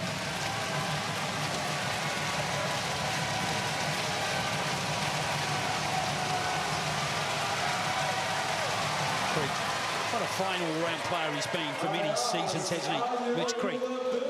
Really enjoyed watching him play the last, 12, 13 years. Well, and at times, you know, he's challenged for, you know, that first top 5 players in the NBL. At times, in that MVP conversation, when he's at his best, he is a handful. Means so much to this Phoenix squad, you know, their foundation player. He's got 12 points now. Dal White brings it down court. Having an excellent game, his 100th NBL game. And he goes again. Abercrombie could have made a cup of tea and drunk it before nailing that one. I mean, maybe some players do it as well as William McDowell-White in this league, but nobody manipulates the defense better than he does. Drove all those defenders into the paint and just flings it out to a wide open Abercrombie for the triple. 6 points for him. Beautiful pass that Gak. And that's a good response by the Phoenix. Good attack, not settling, straight to on that curl, attacking his man-air, and then finding Gak on the rim, and he plays above the rim to finish. Good competitive second quarter. Glidden, look at the time and space again for Cam Glidden this time. If there's going to be a guy you're going to lose on the New Zealand Breakers, it cannot be Cam Glidden, because he has been drinking from the well for a long time now. Straight fire the last few weeks. Oh, that one, Cam Glidden with that 3-pointer. He's averaging 50% from the 3-point line this season. Okay, doesn't get a lot of minutes, but he's nailing his shots. I'm so impressed by the way that he's able to prepare. Hasn't played those minutes, but still gives himself opportunity. Another look at William McDowell-White. Look at the elevation and drawing defenders in. They're so sure he's going to shoot, and then wide open in the corner. And then on this side, just nobody fouls Cam Glidden up top. A lack of communication in the half court, allowing Glidden to get that free look. Well, that was McDowell-White's 3rd assist, and 10-5, 2-1 in favor of the Breakers there in that statistic so far in this game. Good sign for the home team. As Jack nails that second free throw. Well, they're perfect from the stripe. Oh, the Phoenix 16 for 16 now. At one point, they were trailing 10-6. 16 for 16, that's what's keeping them in the game. They're just 8 for 31 from the field at 26%. Have to find some efficiency, but free throws are a great way to make up for it. Vernon misses that one. Liafa, would you believe it, almost got the rebound. He did, but Dave Pinot gets called for a foul in the tussle for the basketball before that. And that's going to be free throws on the other end. It looked like Isaiah Liafa might have got fouled on that last play for it. Dave Pinot, he's disagreeable to the call. Let's take another look at it. Both players fighting for it. He's got him a little wrapped up here. Flip a coin. They're calling the trip at the end. I mean, that's a tough one. Well, I can't tell if he thinks it's a foul or not. I was just about to say that I can't read lips until just then. 15 fouls on the Breakers, 13 on the Phoenix. It's getting grimy. Matt Kenyon at the line. Gets those two free throws, and the Phoenix continue to be perfect. 18 from 18 from the free throw line in this game. Keeping them within touch distance, still down 12, which you have to be pleased with when you're shooting 26% from the field and 1 for 9 from deep. Ouch. Here's McDowell. White with 2 more. He has 8 points. 28 fouls in the game. Attacking the rim. He is just doing such a superb job of putting pressure on that back line of defense, and the speed is getting them the buckets before they can get there. Here's Creek. 10 seconds on the shot clock. And another foul, and that one's going to go on number 7. Will McDowell White. Both these teams are going to be in the changing sheds at halftime, discussing how can we defend without fouling. Yeah. 29 fouls in the ball game now.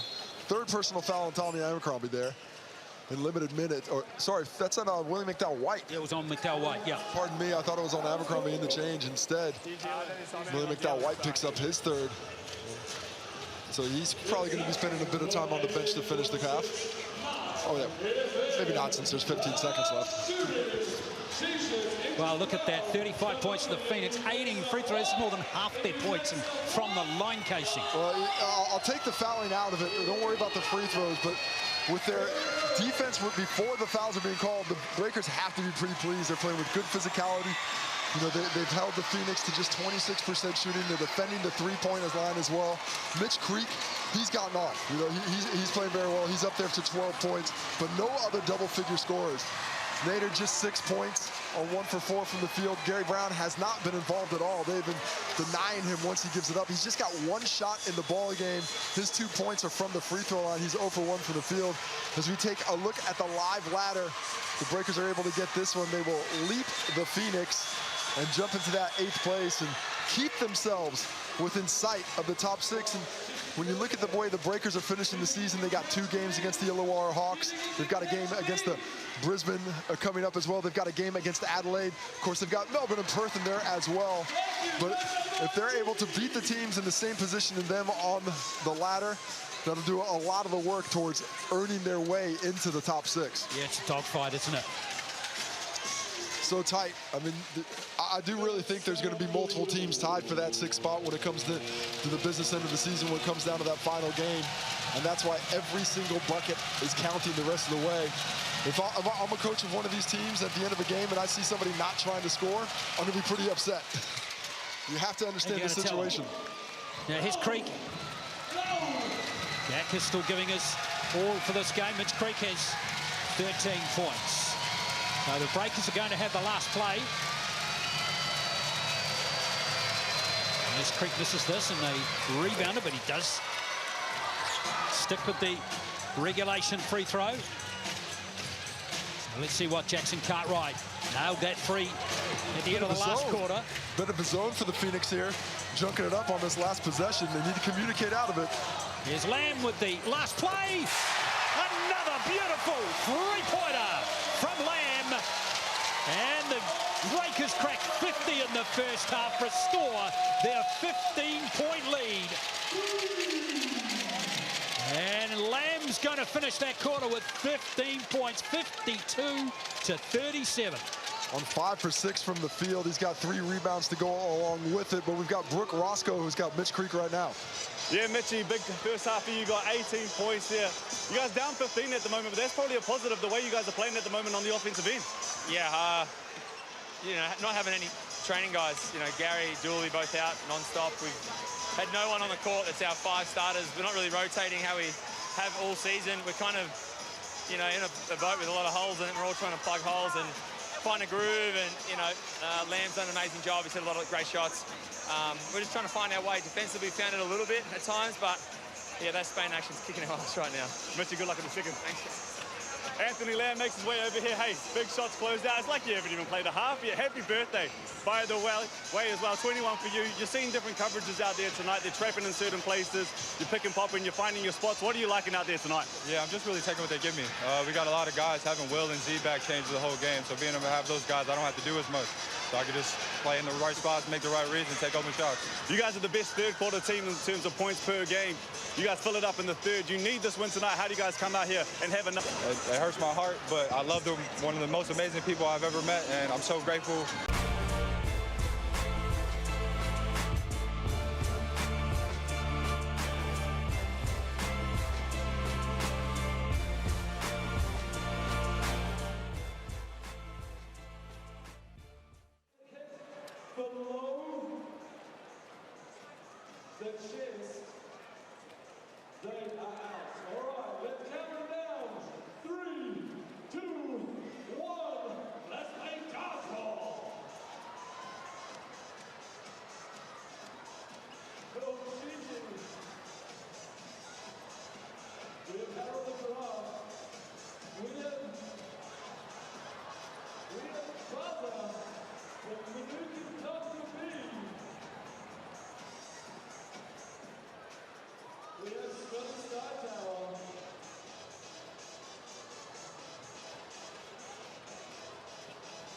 We have the longest drink in town. Oh, that's some heat on it there. With the delivery man from Melbourne, it's Cardiff down here.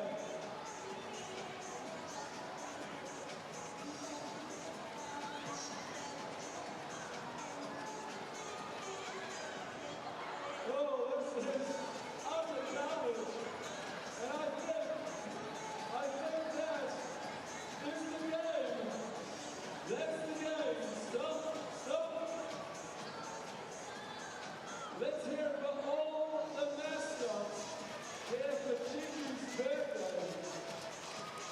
Thank you to the Special Olympians and the Golden Dreams participants. Let's hear it once again for your mascots.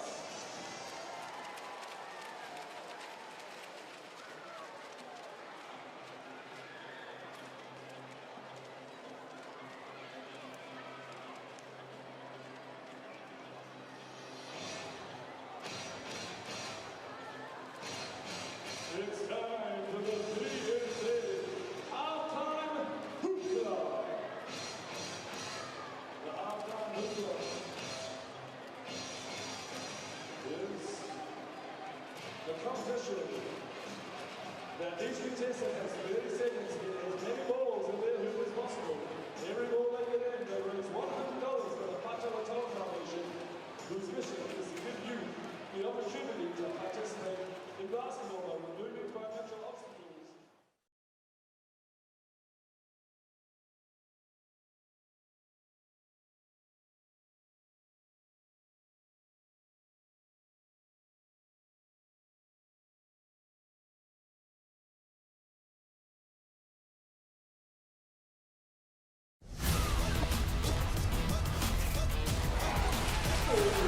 Welcome back to halftime. The halftime highlights brought to you by Hungry Jack's here at Spark Arena as the Breakers are up 15, 52-37, and they got it done on both ends, Case. They really did. Played solid defense, holding the Phoenix to right around that 26% shot, but got some things going offensively. Penetration created all for them that enabled them to find some rhythm from deep. On the other end, Mitch Creek working hard, the only scorer in double figures for the Phoenix. but a couple of great finishes at the end of both quarters, enabling the Breakers to get a commanding 15-point lead. And with the lack of offensive firepower for the Phoenix, not sure how they're going to dig their way out of this hole. Well, with a lack of offensive prowess, as we were just talking about right there, they spend a lot of time at the free throw line. It's the one thing that is keeping them in this ball game at the moment. 20 from 20, as we can see right there, but they cannot hit anything else from deep. More than half their points from the free throw stripe. 1 for 9 from deep, or 1 for 8. Can't see what it is from there, but either way, it's not what you want to be. You don't want to be on 1 and close to 10 attempts. 8 for 31 total, 5 assists on those 8 shots that are made. They have to find a way to get that ball to do a little bit more work. They can't just try and pound that nail through the hole. They need to manipulate the defense a bit more first. And they ballooned out there to 7 offensive rebounds as well. But one man that got cooking nice and early, and maybe it was the birthday cake that he had as he celebrates his 26th birthday today, Anthony Lamb, and he gives it to you any kind of way you want it. As we said, he's got that YMCA style of game. He's such a talented scorer. He's got such great strength for a perimeter player. We see what he can do with the ball in hand on the bounce. I spoke during the game about his deceleration. I don't think anybody in the competition is better at that change of speed around the cup. Getting it done on the glass as well. Hard, tough rebounds. Obviously, the shooting from deep's fantastic. Playing with a great percentage right now. This move was pretty. It was so pretty. The spin move. Put him in the spin cycle. The catch and shoot deep late. Nice play call. Nice design against the zone to get that done. And here you see the efficiency with which he's playing. Is there any red? No, there's just a 1. 5 for 6 from the field. That's what you love to see from a player of that caliber. And it's the looks that he's getting as well, getting himself into spots, and his team is finding him as well. Now, Mitch Creek, as you said before, the only player from the Melbourne Phoenix that is in double figures. He's sitting on 15 points right now. He's doing a good job getting to that free throw line, as they have done 20 times, and finishing around the paint. Yeah, getting the ball down low and attacking the bigs for the Breakers, attacking mismatches when he has the opportunity. He's not settling for anything outside, putting in some work in on the glass. A slow start there for the Phoenix. Solid defense on the other end. He's got to get some help. It can't just be Mitch Creek driving to the lane and making circus shots like that. They have to find a way to get easier looks at the basket. And it's the shots that he is taking as well. They're forcing him into tough shots, but tough players make tough shots. 14 points, 4 of 9, and he's getting to the free throw line as well. But like you said, he has to find some easier looks while he is out there in that second half. They won't have any chance to push and get this road win against the Breakers. We are close to the second half. The boys are back right behind us, warming up for the second. The Breakers going to this one up 15, 52-37. We will be back with the second half right after the break.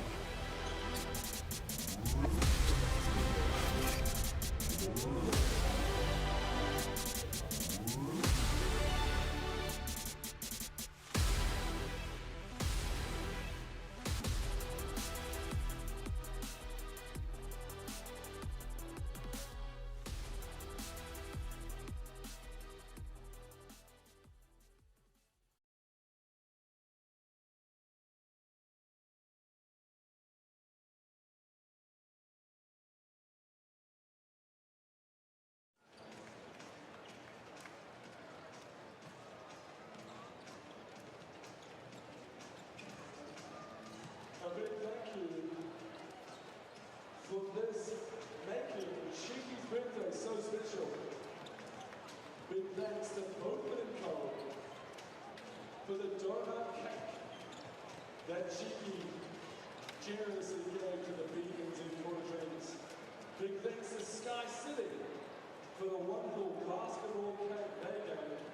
And big thanks to Denise from the Costume Studio for all her help in wrangling all of these mascots and inviting them to Shiki's special day. Big thanks.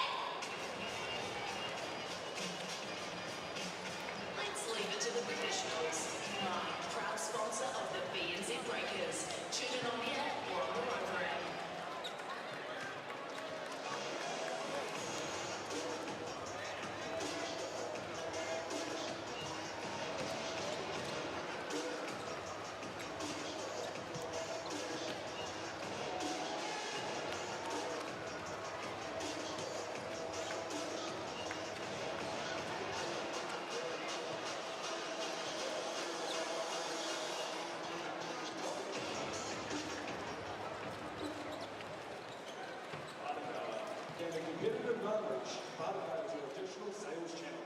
Visit partner.com.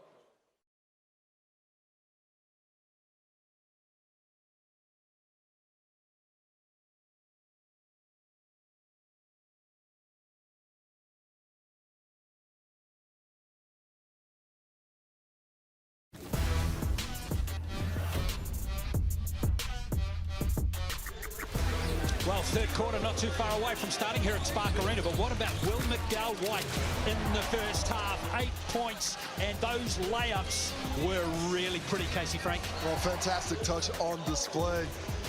When he's scoring the ball like that, it really forces the defense to pay that much more attention to him, which enables him to make plays like this to Tommy Abercrombie in the corner, drawing the defenders in, kicking it out to the perimeter. He's coming off that game against the Sydney Kings. Not a great game for the Breakers, but the most minutes he's been able to play this season.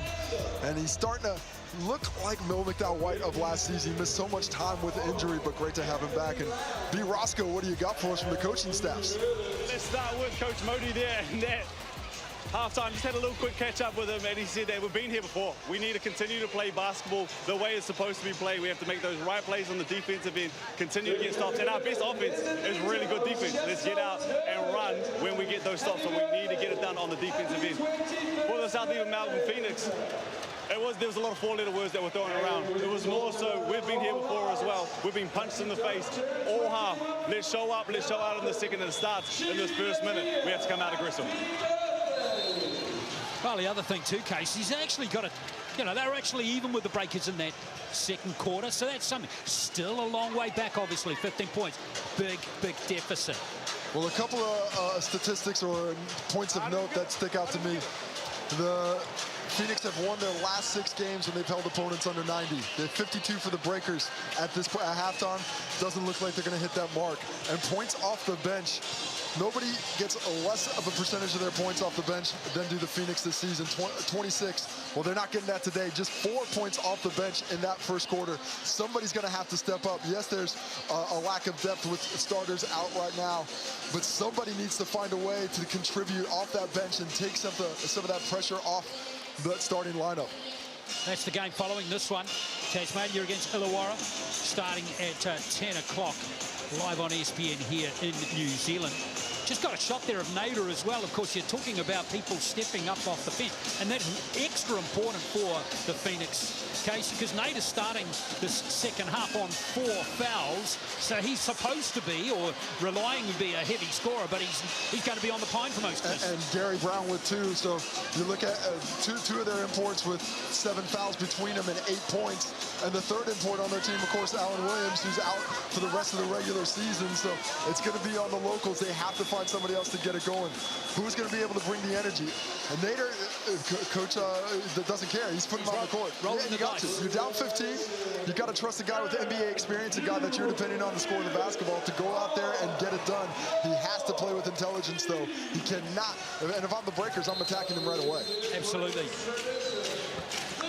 Second half underway here at Spark Arena. The Breakers up by 15 against the Southeast Melbourne Phoenix. And straight away, there is a foul, and it's been one of those games for both teams. That's the 30th foul in the match. And Mingo Matien gets pinned with that one. His 3rd personal foul of the game. Got to be a bit more judicious with the show. Brown. Not using Nader that time. Brown really trying to get something going. No basket. Offensive foul on Gary Brown. Well, his jaw's going to hit the floor there. Well, I guess it's a push to the back of Parker Jackson Cartwright, and they went straight to the post, so that's the 3rd personal. Oh, sorry, it's called on GAC, so it's the weak side. It was Matien coming from the weak side trying to get that rebound. So it's Gordrup GAC who gets called with that foul, and it is his 3rd personal foul. So 3 players in the Phoenix in a bit of foul trouble, and they're definitely in foul trouble now. Here's Jackson Cartwright, working off Lamb. Beautiful high arc on that one. I mean, the efficiency with which he's playing right now. He's only got 6 shots in the ball game total, 3 for 6 in the field for those 9 points.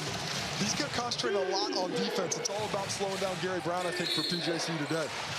So that's come off the leg there of Lamb. Get the shot clock back to 14.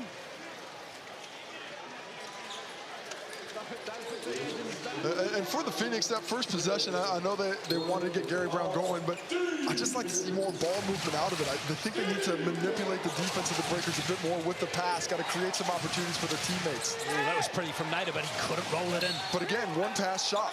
Nobody else gets the basketball off the baseline. They're just coming up against a brick wall. The Breakers' defense is set. We've seen this season when you swing that ball around that the Breakers can struggle at times with those rotations, and they're not being forced to get to those rotations this evening. Tarangi is coming into the game. Nader is going to sit out. Didn't like that shot. He's upset with himself. He's not feeling. Now we've got a timeout to the Phoenix, so they're going to discuss things now. Oh, they're challenging that. Yeah, they're challenging. Yeah, we saw the motion there from Mike Kelly. So what I'm not 100% sure. Yeah, it's a little bit confusing, isn't it, Casey? Was that ball off the Phoenix out of there and it's coming out the other way? Sorry, I'm not sure exactly what's going on. During this snooze timeout, there is a challenge being going on. So it's being challenged who that ball was out of bounds off of. Okay. So an early challenge, and you can see Coach Mike Kelly sees it. You're down 17 right now. They got to find some momentum. Just 49 seconds into the quarter. They're taking another look at it. And so we'll take a look at the coach's challenge here. There's the ball, goes up. Nader misses the shot. Let's see who hits it out of bounds here. Gak's got his hand on it there. Who hits it last? Tough to see if that's Lamb touching it there or not. Normally when it looks like it comes straight off of Gak's hands going out of bounds. Normally if Lamb hits it, it will change direction in the air. Tough to see from that angle. A lot of hands there. I don't see how that's going to get turned over based on the evidence I've seen so far. Yeah, on that second angle, didn't it? It definitely looked like it came straight from Gak. When it comes straight down off of Gak's hand, it's got to change direction, go the other way. And we've got the call here. Looks like Von Mayberry's waiting for the camera to come to him.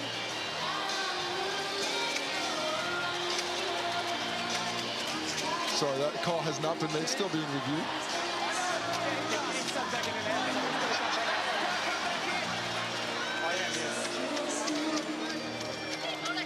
And now the call has been made.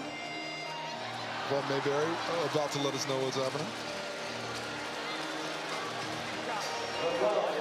After review, the coach's challenge is successful. The call has been overturned with the Southeast Melbourne ball on the baseline. And I stay over on replays for the season. I see the video evidence and my eyes deceive me yet again. I might have to look. You want to borrow my glasses? I might have to look into a prescription. I might have to look into a prescription. I actually might have to look at a prescription too, Casey, because I don't think my glasses are working either. But anyway. Well, nice challenge by Coach Kelly. Keeps this possession. Now, can the Phoenix capitalize on it? Brown. Bring down to Tarangi. Been good off the bench. Yes. That was timed fabulously. Lovely baseline play. Nice action. Matien gets pinned from behind, and Gak takes care of the rest. He has 9 points in the game, Gak.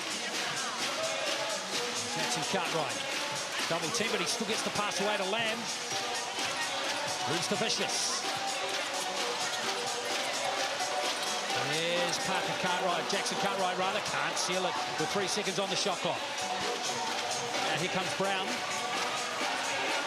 Well, that's close to a carry. Gets away with it. Creek for 3. Nails it, Mitch Creek. And they get their second tray ball of the ball game. 2 for 10 now, all the way up to 20%.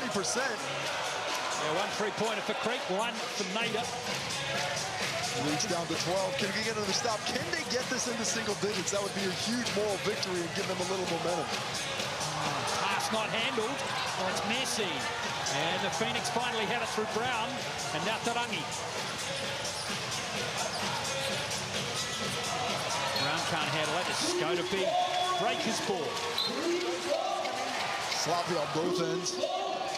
difficult pass attempt from PJC on one end, but we take another look at the beautiful alley-oop. Mango Metian just turns his back to the basketball. And then next play down, Mitch Creek drains the triple. He's up to 15 points, or 17 points now. Yeah, Harvey Norman replay. Looking pretty there for the Phoenix. 17 points, 4 rebounds, 3 steals for Mitch Creek. Another foul is going to go against the Phoenix. That's Nader. He's fouled out. Yes, he's gone. out. See you later to the 200 gamer from the NBA. Nader's going to check out of the game with 6 points. 2 minutes, 13 seconds into the third quarter. He rolled the dice and came up snake eyes to the bench. 1 for 5 from the field, 6 points, 5 fouls. And yeah, a game to forget for frustrated. Oh, that's a bonus for the Breakers almost. Really, isn't it? Have them out of the game. Absolutely. Anytime you have an NBA talent like that heads to the bench and affecting the depth of an already thin Phoenix squad. Rooster Vicious continues to impress. And it's tough. You want to play good defense, you want to play hard, but when you've got 4 fouls, you have to depend on your teammates behind you. You have to depend on that back line of defenders, the health coming through. You just cannot play with the same kind of aggressiveness, and he does, and gets pinned. Creek doesn't get the roll off the rim, and there's another foul. Illegal box out there. I think that's on Mr. Vicious. Yeah, yes it is. Comes in trying to get Gak out of there, and he does push him out, but picks up his 3rd personal in the process. And 2 others on 3 fouls for the Breakers, too. McDowell, White, and Matiang. Take another look at the foul there, or sorry, the drive there. And get to the foul, because the action's back. Oh, Creek just feeling it. Absolutely plants it. Oh, he's feeling good. He's got 20. He is filling it up. 19. He must have had a toenail on the line. 19 on that one. Maybe the line was just a little thicker at that point of the court. I don't know. Here goes Cheatham. It looked like a 3, but Cheatham, well, he rolls that in for his 5th point of the game. And his first field goal is PJC with the steal. Second of the game, that's resulted in a layup. Well, that's how he started the game, and that's how he gets the energy going here in the 3rd quarter. Just when it looked like the Phoenix were going to cut it to 10, the Breakers back-to-back buckets. That's his 3rd steal of the game, in fact. Here's Brown driving nicely, and that's 2 for him. And that could be that shot that ignites his confidence, ignites his teammates to get him a little bit more activity. Here's Lamb. Nice pass back to Lamb. Oh, he rolls it in, he finds a way. Anthony Lamb. Beautiful give and go. And who's that give and go with? The youngest player on the court. That's his Rich the Vicious. This guy, I mean, and Lithuanians, Europeans in general, they just play such a smart game. They're so skilled with the basketball. They understand the fundamentals of the game. He kicks it to him. Lamb just makes a simple cut. Both defenders come, and Mantis recognizes it immediately, back at him, gives Lamb the opportunity to go one-on-one in the post, and he gets a 3-point play out of it. Up to 19 points in the ball game now. Sorry, 18 points in the ball game now. We've had a few Nick stars out over the last 3 or 4 years. I tell you what, Rich the Vicious is up there, isn't he? He's the best, one of the best breakers of man. Well, he's a little bit older, you know, he's up there at 21, but the intelligence with which he plays like a 30-year-old player. It was almost blocked by Pino, but I tell you what, that was a lovely putback basket there from Gak. Yeah, good defense, physical defense to try and make it a miss, but he's able to take that contact and still get the finish. 11 points for Gak. Here goes a 3-pointer. Was he fouled on the 3-point line? He was. Panami not happy with the call, but it's gone against him.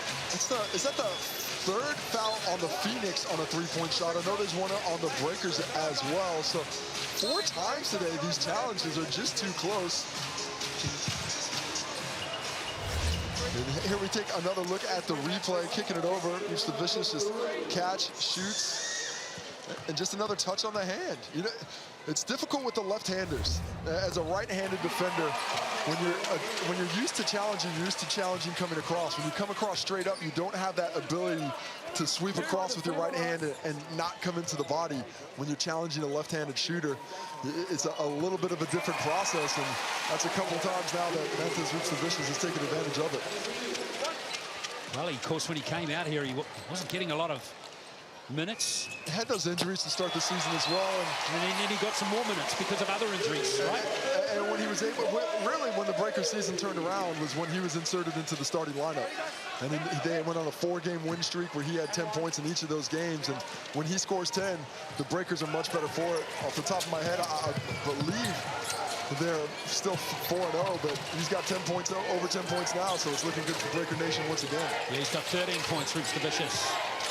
Here's Tarangi for 3.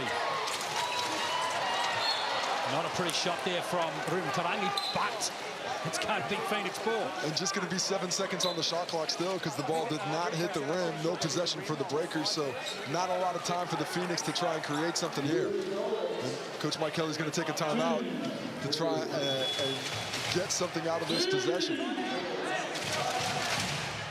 wants to talk it over with his team because this margin is widening again. It's back to 18. And it's back to 18, and he does see it. I think he feels that if this gets to 20, it could get away from him. They're coming off a 25-point loss. They have to find a way to keep this close, to keep it right around 10 points heading into that fourth quarter so they have a realistic shot at the comeback. Our leading scorer for the Breakers. If you don't finish, you have to skip on C2 wing string. If you don't have the 12 wheel in the middle, and that will make you the cutter. Then, under control, make the pass. Ready for show. Got to that next action, they can't guard you. Yes. Keep stay aggressive here. Yes, stay aggressive here. They can't guard you. Here, I don't know what they're running. Get connected on the hip and talk on fucking back. Yeah! Here you go, boys. Come on, let's go.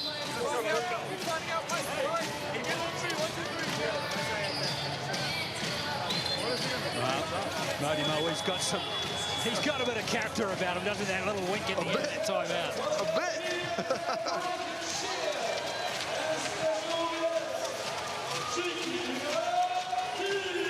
66-48. Will McDowell-White checks back in. First time in this half. Leading scorers for the Breakers. Lamb with 18. Roots the Vicious with 13. Jackson Cartwright has 11. Mitch Creek has 19, and the only other player in double figures in the game is Gack. He has 11 for the Phoenix. Oh, poor pass from Air. He'll be disappointed with that. Here's Jackson Cartwright. Roots the Vicious. Cheatham. It's come off him, and it's going to be Phoenix ball. Good activity on the fast break. Off that turnover, the Breakers, one of the best in the competition in the steal game. Here's Creek. Working away on McDowell-White. Over to Kenyon for 3. Nice sweet shot, that one from Matt Kenyon. And I thought he might go for one more pass to Air in the corner. Instead, he catches it in rhythm and drops it. Big shot there from Matt Kenyon, up to 7 points and keeping him at that 15-point mark. Jackson Cartwright being marked heavily there by Air. A lovely outlet pass there, or pass to Cheatham. And he's got a foul out of Rossetto. Well, he's trying to put the arm straight up, but they're not quite straight up, and he's moving around, trying to close that space on Cheatham at the same time. And Zach Rossetto's got a lot of strength, but it's not like Cheatham trying to use that athleticism to ignore it. As we take a look in super slow-mo, the Harvey Norman replays. Matt Kenyon drains the triple. He goes to 7 points, Cheatham. You see Rossetto there, number 1 for the Phoenix. Of course, an Auckland boy. Yeah, he's always happy to come back to New Zealand, play in front of the family. Yeah, second season at the Phoenix. As you see Kenyon. And now to Creek. Here's Air. Rossetto now. Shot clock down to 7. Creek again. Looks like it's going to fall to him. And Jackson Cartwright of the rebound. There he comes down court. Gives it over to McDowell-White. We can give him 1.5 points for that, surely. Yeah. Looked like it was good. Nice rhythm play, but gives a chance for the Phoenix to come back. Rossetto tries hard there and fouls on Rossetto over the back. Tough one there for Anzac Rossetto. Like the activity, like the attack on the rim by Mitch Creek. Rossetto, unfortunately, can't get that tip in. Beautiful spin move. Look at the pirouette. Gets there, just can't drop it in. And it wasn't that initial attempt. It was all, when he came down, he sort of pulls down Pinot from behind. And that's what gets him the whistle. And that's the 5th personal foul on the Phoenix here in the quarter. So for the next 4 minutes, it's going to be free throws. It's hard yards, isn't it, when you're down by 16? 25 free throw attempts up to this point for the Breakers, 20 for the Phoenix.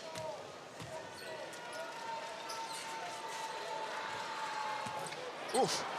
Tino just going at 28% from the line. That number, I think, 28 tells the story. I mean, 28 probably would be good with a shot like that. That first one.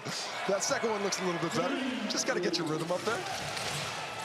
Easy on the back road, Dane. You need it for the rest of the game. It's been here. Gets it out to Statman, who's in the game now, and he lights it up. Maybe he might come into the game and do something. There you go. You got to call a little bit deeper on the bench than you're comfortable with. That's Mike Kelly, and maybe this is the player who's going to help ignite the comeback. Almost blocked there from Cody Statman as well. Beautiful pass. Beautiful. Pino should have got that one. As you see Tarangi. A couple of those finishes he's had on a platter that he can drop today. Bear getting into trouble. Will McDowell-White. Silky down court, isn't he? Cheatham. Like to put a move on the youngster. Oh, the youngster, Statman. There's a whistle. And there's going to be a foul, I think, on Cody Statman. Cheatham frozen with that triple jab step. Rossetto who picked up the foul. Look at that speed. Just completely freezes him. Cheatham has to, I'd like to see him attack the rim after that. He created such great space with his athleticism. And then goes for the pass. But it's Pinot back to the line. Yeah, foul actually was called on Rossetto. Breakers might have chosen somebody else to head to the free throw line. Anzac Rossetto with his 3rd personal. Young Kiwi, just 22. Played for the Mountaineers. He is this year, or last year now. Yeah, played for the Mountaineers from down in Taranaki. Of course, Sam McKinnon, assistant coach with the Phoenix, is going to be there next year. As Dan Pinot sticks right around that 26%, 1 for 4 now. Well, he's going at his average. Gets his first point of the game. Good minutes from Dan Pinot, though. He came out there, he's playing physically, he got a couple of whistles. Didn't display the touch on the free throw line, but effective minutes when he's out there on the court. 14-point game. It was 15 at halftime, 52-37. Again, another even 3rd quarter. As you see Creek post up here on Cheatham. Rolls it in. That's good play from Mitch Creek again. He has 21 points. Great patience shown there, just taking his time.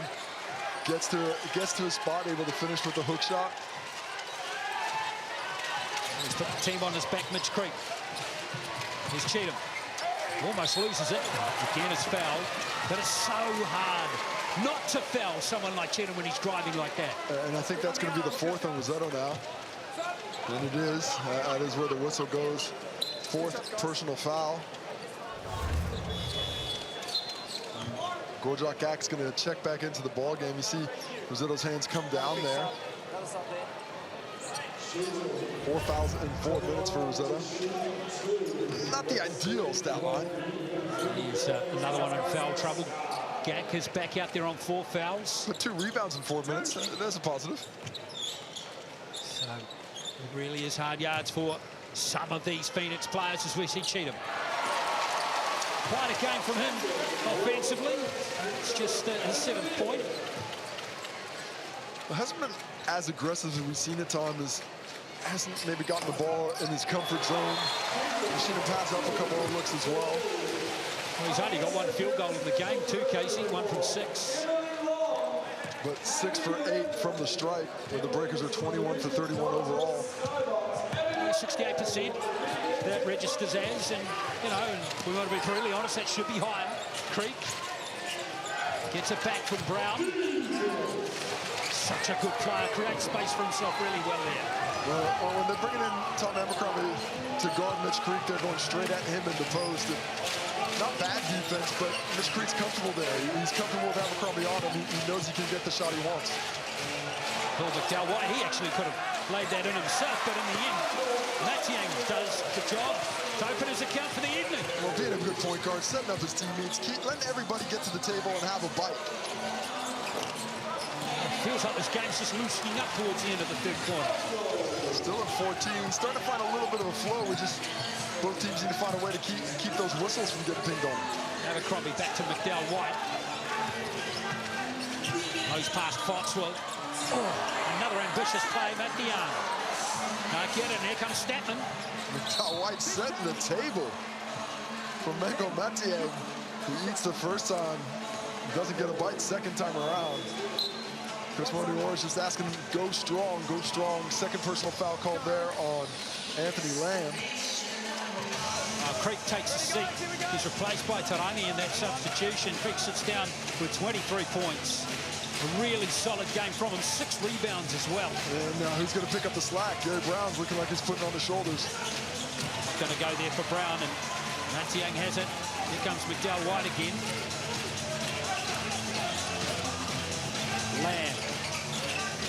The upper.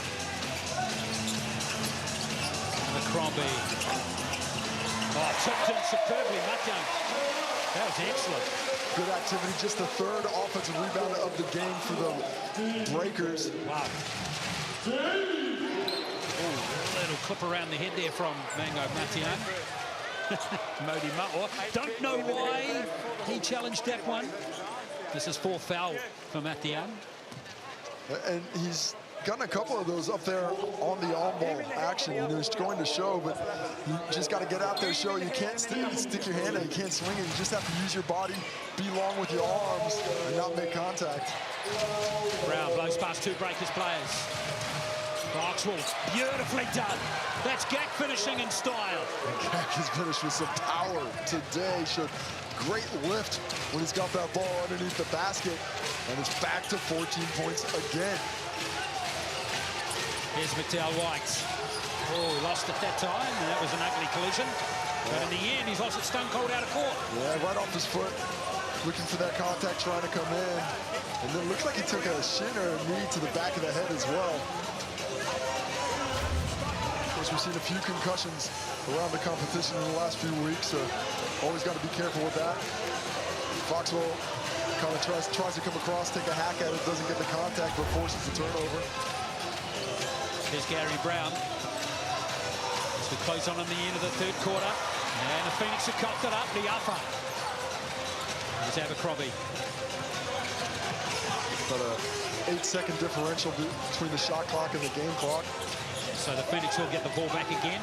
You see McDowell-White. Oh, lovely.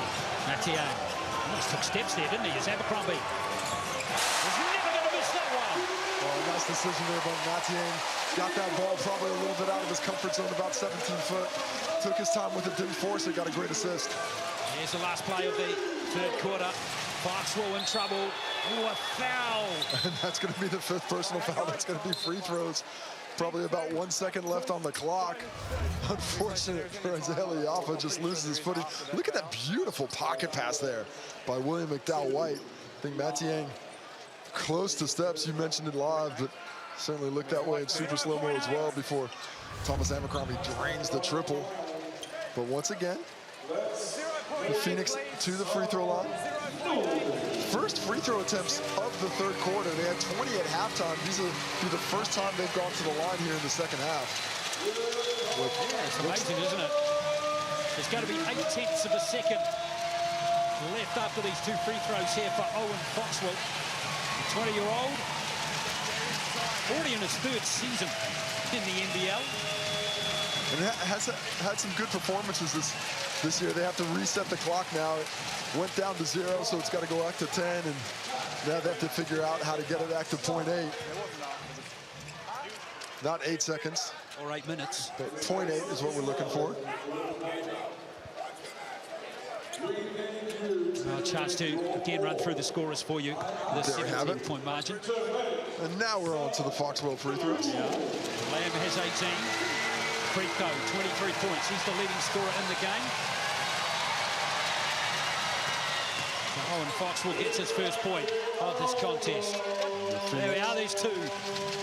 Tall Blacks teammates going out there. A little bit of familiarity. This is the second. First free throw miss of the game for the Phoenix tonight. 44 Pink, grab the rebounder. Oh, another foul. Another foul. Foul on Anthony Lamb. A horror finish here for the Breakers. 2 fouls in 0.8 seconds. What's going to be on the clock now? Is it going to stay at 0.7? Well, it's just been clarified by the officials now. Still 0.8. Foul before anybody touched it, so Anthony Lamb.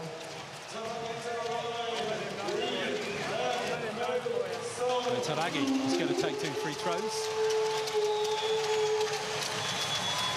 So now we get the clock back to 10, go through the same process to get it back to 0.8. 43 fouls in the game. We're going to crack 50. This is the longest second of my life, Glenn. It is, isn't it?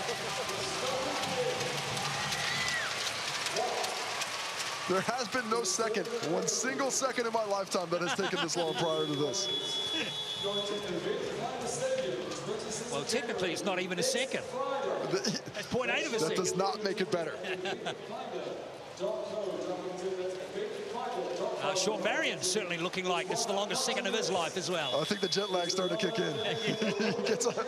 He got here this morning. It gets to be around 9 o'clock at night on that first day, and those eyelids get a little bit heavy. We've all been there, haven't we?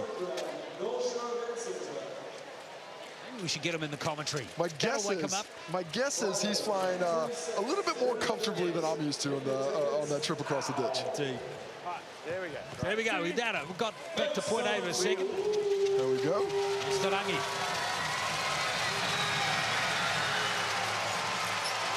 Rattles it around to drop it.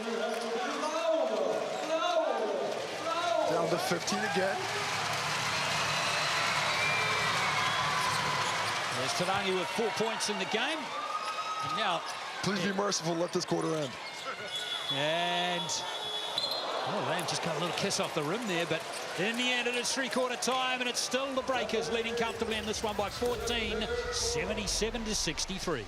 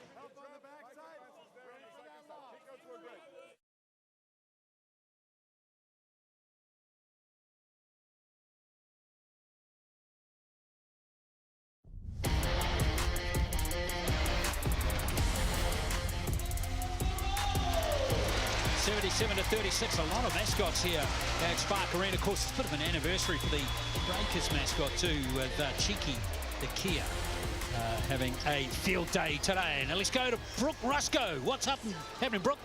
Yeah, listening to that Breakers caught a timeout right there, and the same message that Modi had at halftime continued. They need to get back to winning ways. They've dropped 3 in a row because they got away from winning ways in that last 3 and a bit seconds. That really felt like 3 minutes and some change to wrap up that third quarter was exactly what he was talking about. You cannot give up those type of blowout situations when it gets to those critical points in the game. So they have to get back to it, tighten it back up, and get back to cleaning up the glass.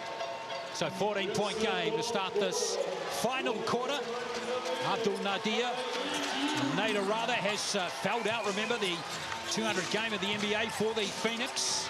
Here's Lamb, most experienced NBA player in the Breakers lineup. Just under 100 games for him, and he's got 20 points here. Just great footwork by Lamb in the post there. The step through, got the size mismatch. Just takes his time, easy as he like.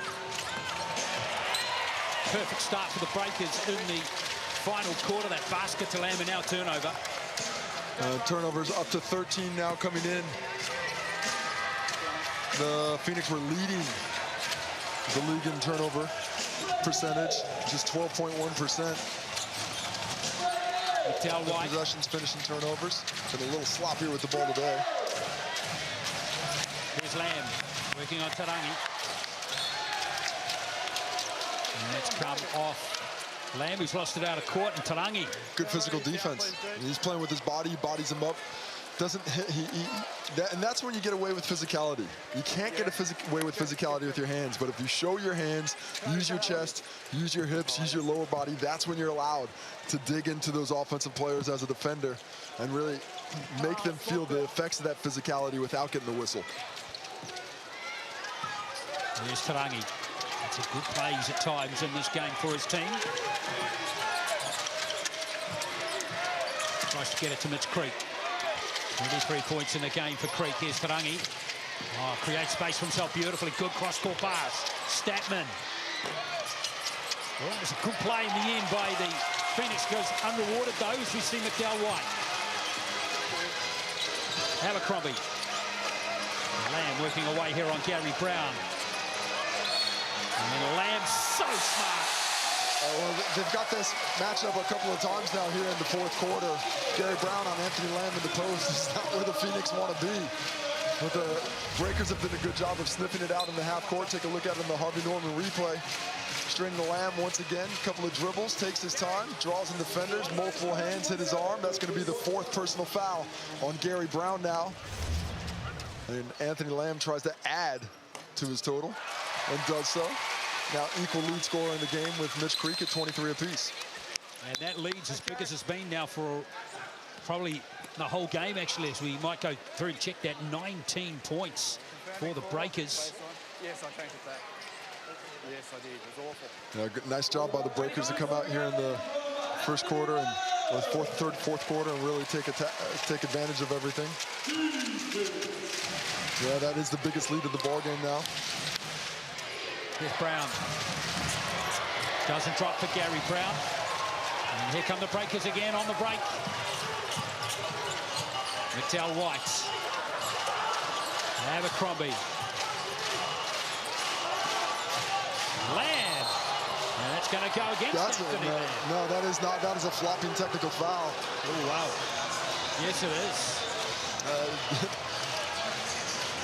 Vaughn Mayberry was not convinced. And that is going to be the 5th personal foul on Gary Brown, so he has fouled out as well. Take another look at it. Is Anthony Lamb under control? He dribbles in. Yeah, that is. You're not going to get that whistle. Vaughn Mayberry did not appreciate the attempt. So Lamb has a chance to add to his 23 points, and that's 2 players fouled out now for the Phoenix. So that is it. Fouls out on the flopping technical.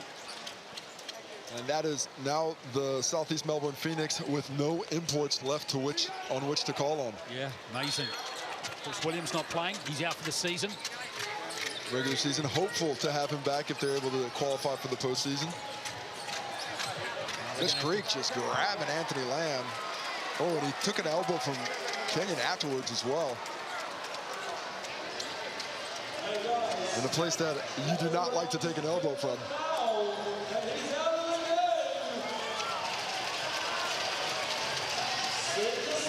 is...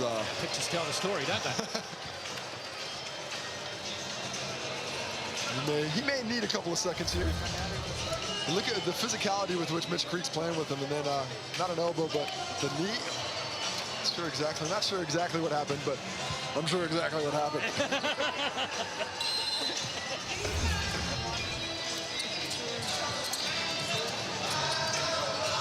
Give the ball to Lamb and run it off. Yeah, that's McDowell White. Mental toughness. Exactly. Mind don't matter. If you don't mind, it don't matter. Exactly. It's a Kenyon. Here comes here. Kenyon. Here's Statman. Jack. It's a solid game, but he's lost that one. Abercrombie's picked it up. Here comes McDowell White again. Nice pull by Jack. Doesn't give up on the play. Kenyon over to Ben here. Lovely pass to Creek. And that's a nice finish from Creek. Loves a lefty reverse today. The other one was a little bit trickier in the first half, but once again, hitting the other side of the lane with that left hand, down to 18 points. Can the Phoenix make a run here to finish things up? Well, the clock's their enemy as well. Here's Lamb off the screen. Can't nail the three. Feeding the birthday boy. Trying to build on his 24-point total. Here's Ben here. Give some energy. Statman for three. Not going to drop. McDowell White picks up the rebound. His fifth of the ball game. Go along with 5 assists and 8 points. Liapa. Back out there now for the Breakers as we see McDowell White. Man, there's Pango Matiang.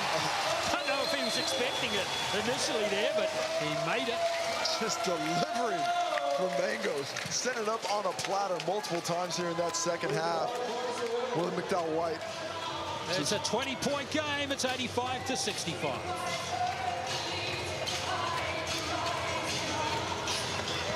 Well, I love the way that William McDowell White is setting the table for his teammates here in the second half. 8 points. He's playing a highly efficient game. 4 for 6 from the field, but he's got those 5 rebounds. He's got 6 assists now. He's got a steal. He's got a block. Just getting his fingers in every bit of pie for the Breakers. Take another look at it off the arm ball.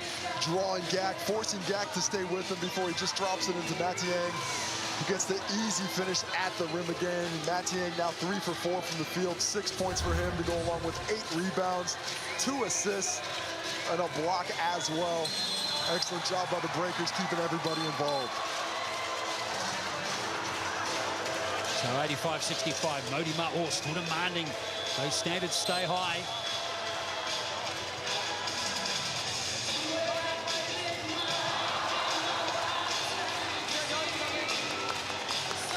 Anthony Lamb, the leading scorer of the Breakers at 24 points. Rich Creek at 25. It's a 20-point game. Tarangi, the Tall Blacks player, is working away hard. 4 points for him. And he's got 5 rebounds, 3 assists. But really, the Breakers have been in control right from the opening moments of this game, where it took, I think, 3 minutes for the Phoenix to score. Phoenix haven't led it in this ball game. Not for 1 second. And this lead is as big as it's been. And Creek, unfortunately for the Phoenix, has lost it. But does it come off a Breakers player? Well, they're going to talk about it. Did Parker Jackson Cartwright hit that and knock it off the body of Mitch Creek? Or did he knock it straight out of bounds? Nobody sees it. Jump ball is called. So the ball will stay here. Phoenix possession, 13 on the shot clock. Modi Ma'o looks can kill there. We'll save it for a close game, Modi. Exactly. There's no point in him challenging anything at the moment with his 20-point margin. That is not the way coaches think. Wow, there is always a point. Fair enough. Here's Rosetto. 3-second call. Got to get that catch, got to put it up quickly. Unfortunately, the double team hampered his abilities there. And now the ball goes back to the Breakers. They've been solid defensively. Pretty comprehensive performance in all. Of course, a very undermanned Phoenix squad. Yeah, with no imports left, of course, of those 2 foul outs, as we see. Parker Jackson Cartwright finds some space for Lamb. The birthday boy strikes again. 26 points now. 9 for 12 from the field. What great efficiency. So just 75% shooting. Yeah, he's having a wonderful game. He's scoring 26 points on that kind of. Parker Jackson Cartwright picks up another steal. There's Cheatham, beautiful pass back to Jackson Cartwright, who gets it in on the second go. Oh, no assist for Cheatham, but the offensive rebound putback for PJC rewarded himself for the steal. Yes, 13 points. There's Rossetto. There's Tarangi. Now Ben here from the corner, nails that one. Ben here, that was a good basket, his first field goal of the game, and it was a three-pointer. Yeah, he can heat up quick, nice open look, good ball movement to get him the ball before the defense is able to recover. Here's Lamb, over to Cheatham. 5 minutes left in this game. Margin is big in favour of the home team. 8-12 their record, remember. Phoenix 9-13. Liafa gets it away just in time. No, he hasn't. Shot clock has expired. Not be a timeout for the Breakers. Not the worst thing when you're up 21, though. Possession is your friend. Buddy Moore might not be saying that in the timeout right now. He might have a different opinion. But with 5 minutes left in the ball game, you're looking at a maximum there of essentially 15 possessions. You get a shot clock violation every time. Could go worse. It's good to see Finn Delaney there too, injured Breakers player. Saw him training, working his way back into shape before the game, and he's moving pretty well. Had that calf, of course, heavily strapped. They're still looking at multiple weeks before he's able to return. You know, those calf injuries, you have to be so careful with them. Once they strike, they're more than likely to come back. And so they're taking their time with him, especially, the Breakers have been playing reasonably well since he went out with injury. Still haven't had a full roster this season. Yeah, incredible, isn't it? Well, hopefully Finn Delaney can come back in and keep player. And he is. Now, you're right with those calf injuries. I think we've all had them once you get to our age, and they can get niggly. Don't feel great when you get a few of those down the stretch. And it certainly affects your confidence even when you come back. Just thinking about that, do I have that explosiveness? Can I push off? So that, of course, one of the reasons they are treating him probably a little bit more cautiously because of it. There is Finn Delaney. Breakers up by 21. Biggest lead of this game. Still 5 minutes to play. The pressure area on Bernier from Jackson Cartwright. Creek to Air. Nice tough defense again by the Breakers. Pernell gets called for the foul. He got the ball clean initially, but after that ball knocked loose, he got a bit of body. So he picks up his second personal foul. That shot there of Abdul Nader says it all, really. Fouled out early in the third quarter on 6 points. Tough week for the Phoenix. Tough week as part of a tough season. Statman, let's come off a Breakers player, so it's still going to be Phoenix ball with 6 on the shot clock. Pernell with the block, his second of the ball game.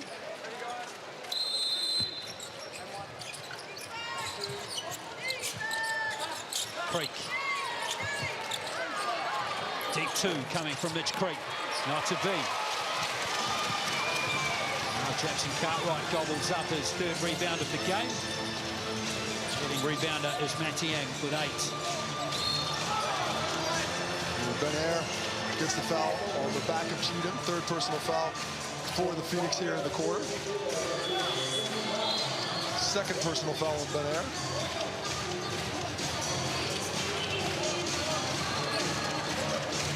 Foxwell checks back in for the Phoenix. Good minutes for the young fella in this game. That's Reese Bay checking in for the first time as well tonight. He's a hard player too, isn't he? Had some big games this season, had some great contributions, but... Yeah, maybe a little surprising we haven't seen him before now. As you see Lamb. It's the vicious cut nail. A good rebound by Statman. That was authority right there. And we see Ben here. galloping away. Can't seal the layup, or they kiss off the glass. But I tell you what, it's a tough basket there from Mitch Creek. 27 points for Creek. Well, he's done his best. He brought his lunch pail. He's gone to work. But just a bit of a talent discrepancy tonight. And you know, when the Breakers are playing well, when they've got everything going, they can look at on a talent level equivalent to everyone. Lovely give and go. Anthony Lamb returns the favor to Mantas Rupstavicius. We saw it the other way earlier in the half. And now back this way. 15 points for Rupstavicius. There he is, just Statman sags in there. Nice cut, good, fast, straight cut by Rupstavicius there to get that opportunity. And get himself up to 15 points for the ball game, 4 for 7 from the field. Doesn't get the three-point play, stays on 15 points, 21 points. Bay back to Foxwell. Now Rossetto. Oh, second string look for this Phoenix. That offensive foul on Rossetto, swinging the elbow, and now he's fouled out. 3 players have fouled out now for the Phoenix. Of course, Gak sitting on 4 fouls, but he's on the bench. Rossetto joins Nader and Brown. Looks like Rossetto fouls out in 8:47 tonight. 9 minutes isn't bad. I've done it in less. Not everybody happy about the goals. Here comes McDowell White. Here goes Jackson Cartwright. Rossetto probably a little lucky the officials didn't see that just before. Oh, Lamb, what about that? Touch them all, Anthony Lamb. Hey, 10 for 13 on his birthday. Yeah, it's his birthday. Maybe in the next game he can be, you know, his birthday as well. It only hits once a year, Glenn. Only once a year do you get that birthday luck. True. But it ain't luck for Anthony Lamb. 10 for 13 from the field, 29 points. Yeah. And he's got the look of the player of the game to me. Here's Bernier. Doesn't roll it in. Nice tip back down to Foxwell. And that is Babe, who can't get the three-pointer. Season's high there for Anthony Lamb. The third time he's hit that 29-point mark this season. Let's see. Oh, lovely from Cheatham. Those long arms seem to extend even longer there. The Breakers finishing on a high note. Yeah, big blowout now, isn't it? Did you take another look at it? Yeah, this Harvey Norman replay. Cheatham just skates through. That's a tough matchup for Ben Air. The size, the athleticism of Cheatham gets him that bucket as he reaches double figures. Now 10 points. 4 Breakers in double figures, led by Lamb, of course. Who's the vicious 15, 13 Cartwright, 10 Cheatham. For the Phoenix, Gak with 13, 27 for Mitch Creek. 7 rebounds for Mitch Creek as well, 3 steals. Adding to that stat total. Yeah, he's been the lone soldier really in that Phoenix team. I love the game that Will McDowell White put together today as well. 8 points, 5 rebounds, 6 assists. Sharing the ball nicely, manipulating defense so well. A steal, a block. It's really good balance to that Breakers team when Jackson Cartwright checks out and McDowell White comes in. Different types of point guards, but that keeps the opponents guessing. Extremely different. They haven't been able to find that same rhythm playing together in the backcourt that the Breakers found a season ago between Barry Brown Jr. and William McDowell White. But that is, I think, certainly a key to the Breakers reaching the fullest of their potential up there when they get back going. Liafa read that play beautifully. Here goes Lamb. Lamb! And that's got a new season high on his birthday. 31 points. Blow out the candles. Shut out the lights. The Breakers just 2 points short of 100. It's got to be Lamb shouting tonight.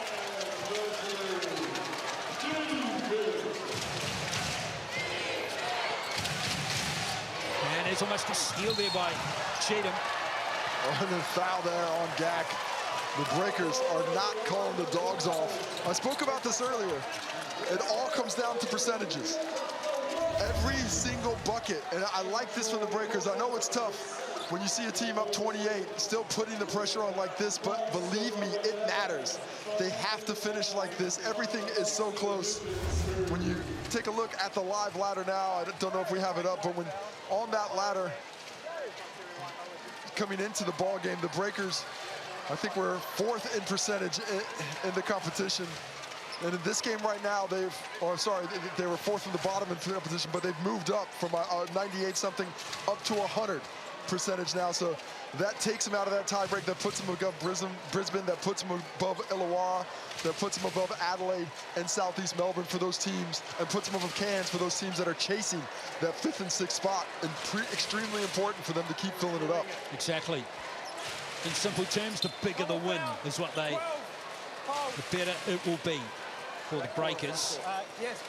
There's still 2 minutes to play. And that was Gak's 5th personal foul, so he fouls out of the ball game now. The 4th player to foul out for the Phoenix on the road tonight. And we have cracked 50 fouls for the game. 51, in fact. Great.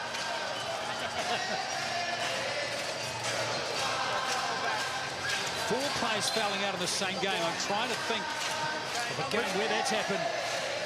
Casey, really. Maybe a foul or two among these aren't that, but for the most part, there's contact. And, you know, you just have to do a better job of not committing those fouls, of not playing with that level of physicality. As Cam Glidden hits another triple. And the Breakers on crack the 100-point barrier. Yeah, Glidden with his 2nd free of the game. He has 6 points. Still got that slick shot, the veteran. Here's Beanier. Smooth like butter. Foxwell. He's foul driving him. 52 fouls. Not that we're counting, of course. Well, that's exactly what we're doing. Yes, Foxwell going to the line to shoot a couple of free throws. It's been a grindy game. Both teams have made 23 free throws. Foxwell trying to make it 25. It's his 2nd point of the ball game.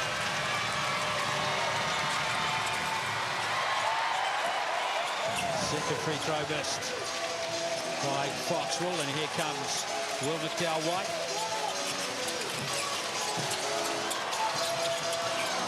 Ugly there for the Breakers. Foxwell picks up the ball. Now Bay. Karangi's fouled by Liapa. Got him on the head, a little bit of an elbow. Going for the block. Big win coming up for the Breakers in this game. Having a friendly word with Ruben Turangi at the free throw afterwards, his tall black teammate. Says, you like that, Bo? I got another one for you.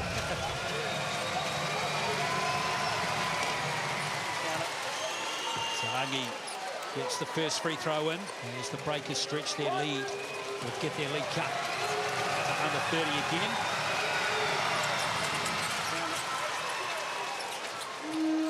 Lamb inbounds it.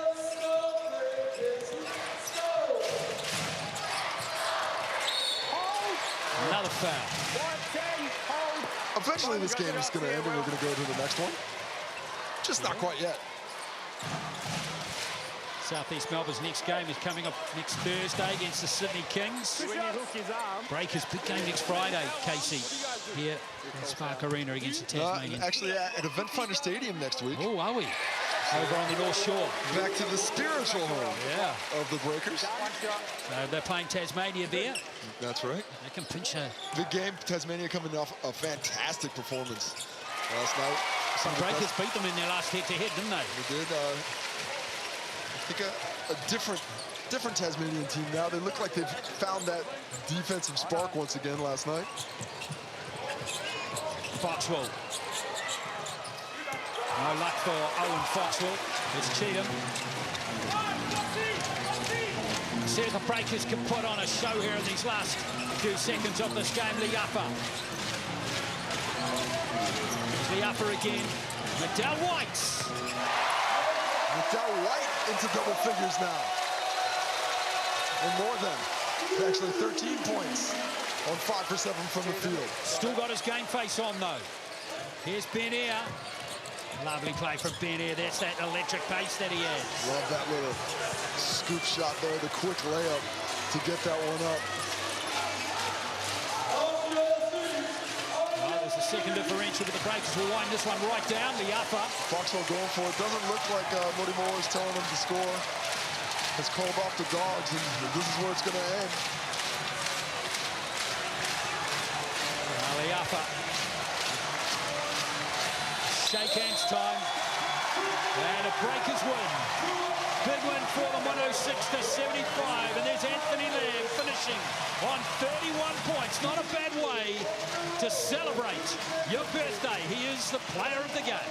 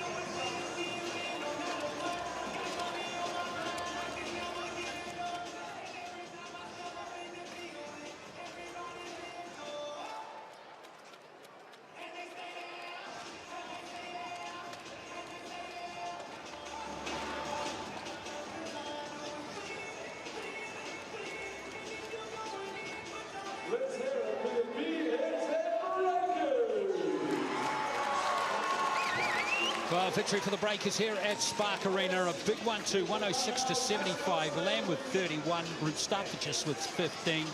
And Mitch Creek with 27, the top scorer for Phoenix. And that boosts the Breakers to 9-12, Casey Frank. Yeah, still within touch distance. They took care of business against the wounded bird. They got the win they had to get. Now they're just one spot out of where they need to be, essentially tied there with the Hawks at 9 wins. But the all-important percentage points for the Breakers, that gives them the edge if this ends up in a tie. And I have a feeling at the end of the year some of those teams are going to be tied up. Well, thanks for watching, folks. Switch over to ESPN for the next game. If you like your more hoops, it's coming up shortly. It's the Hawks and the 36ers.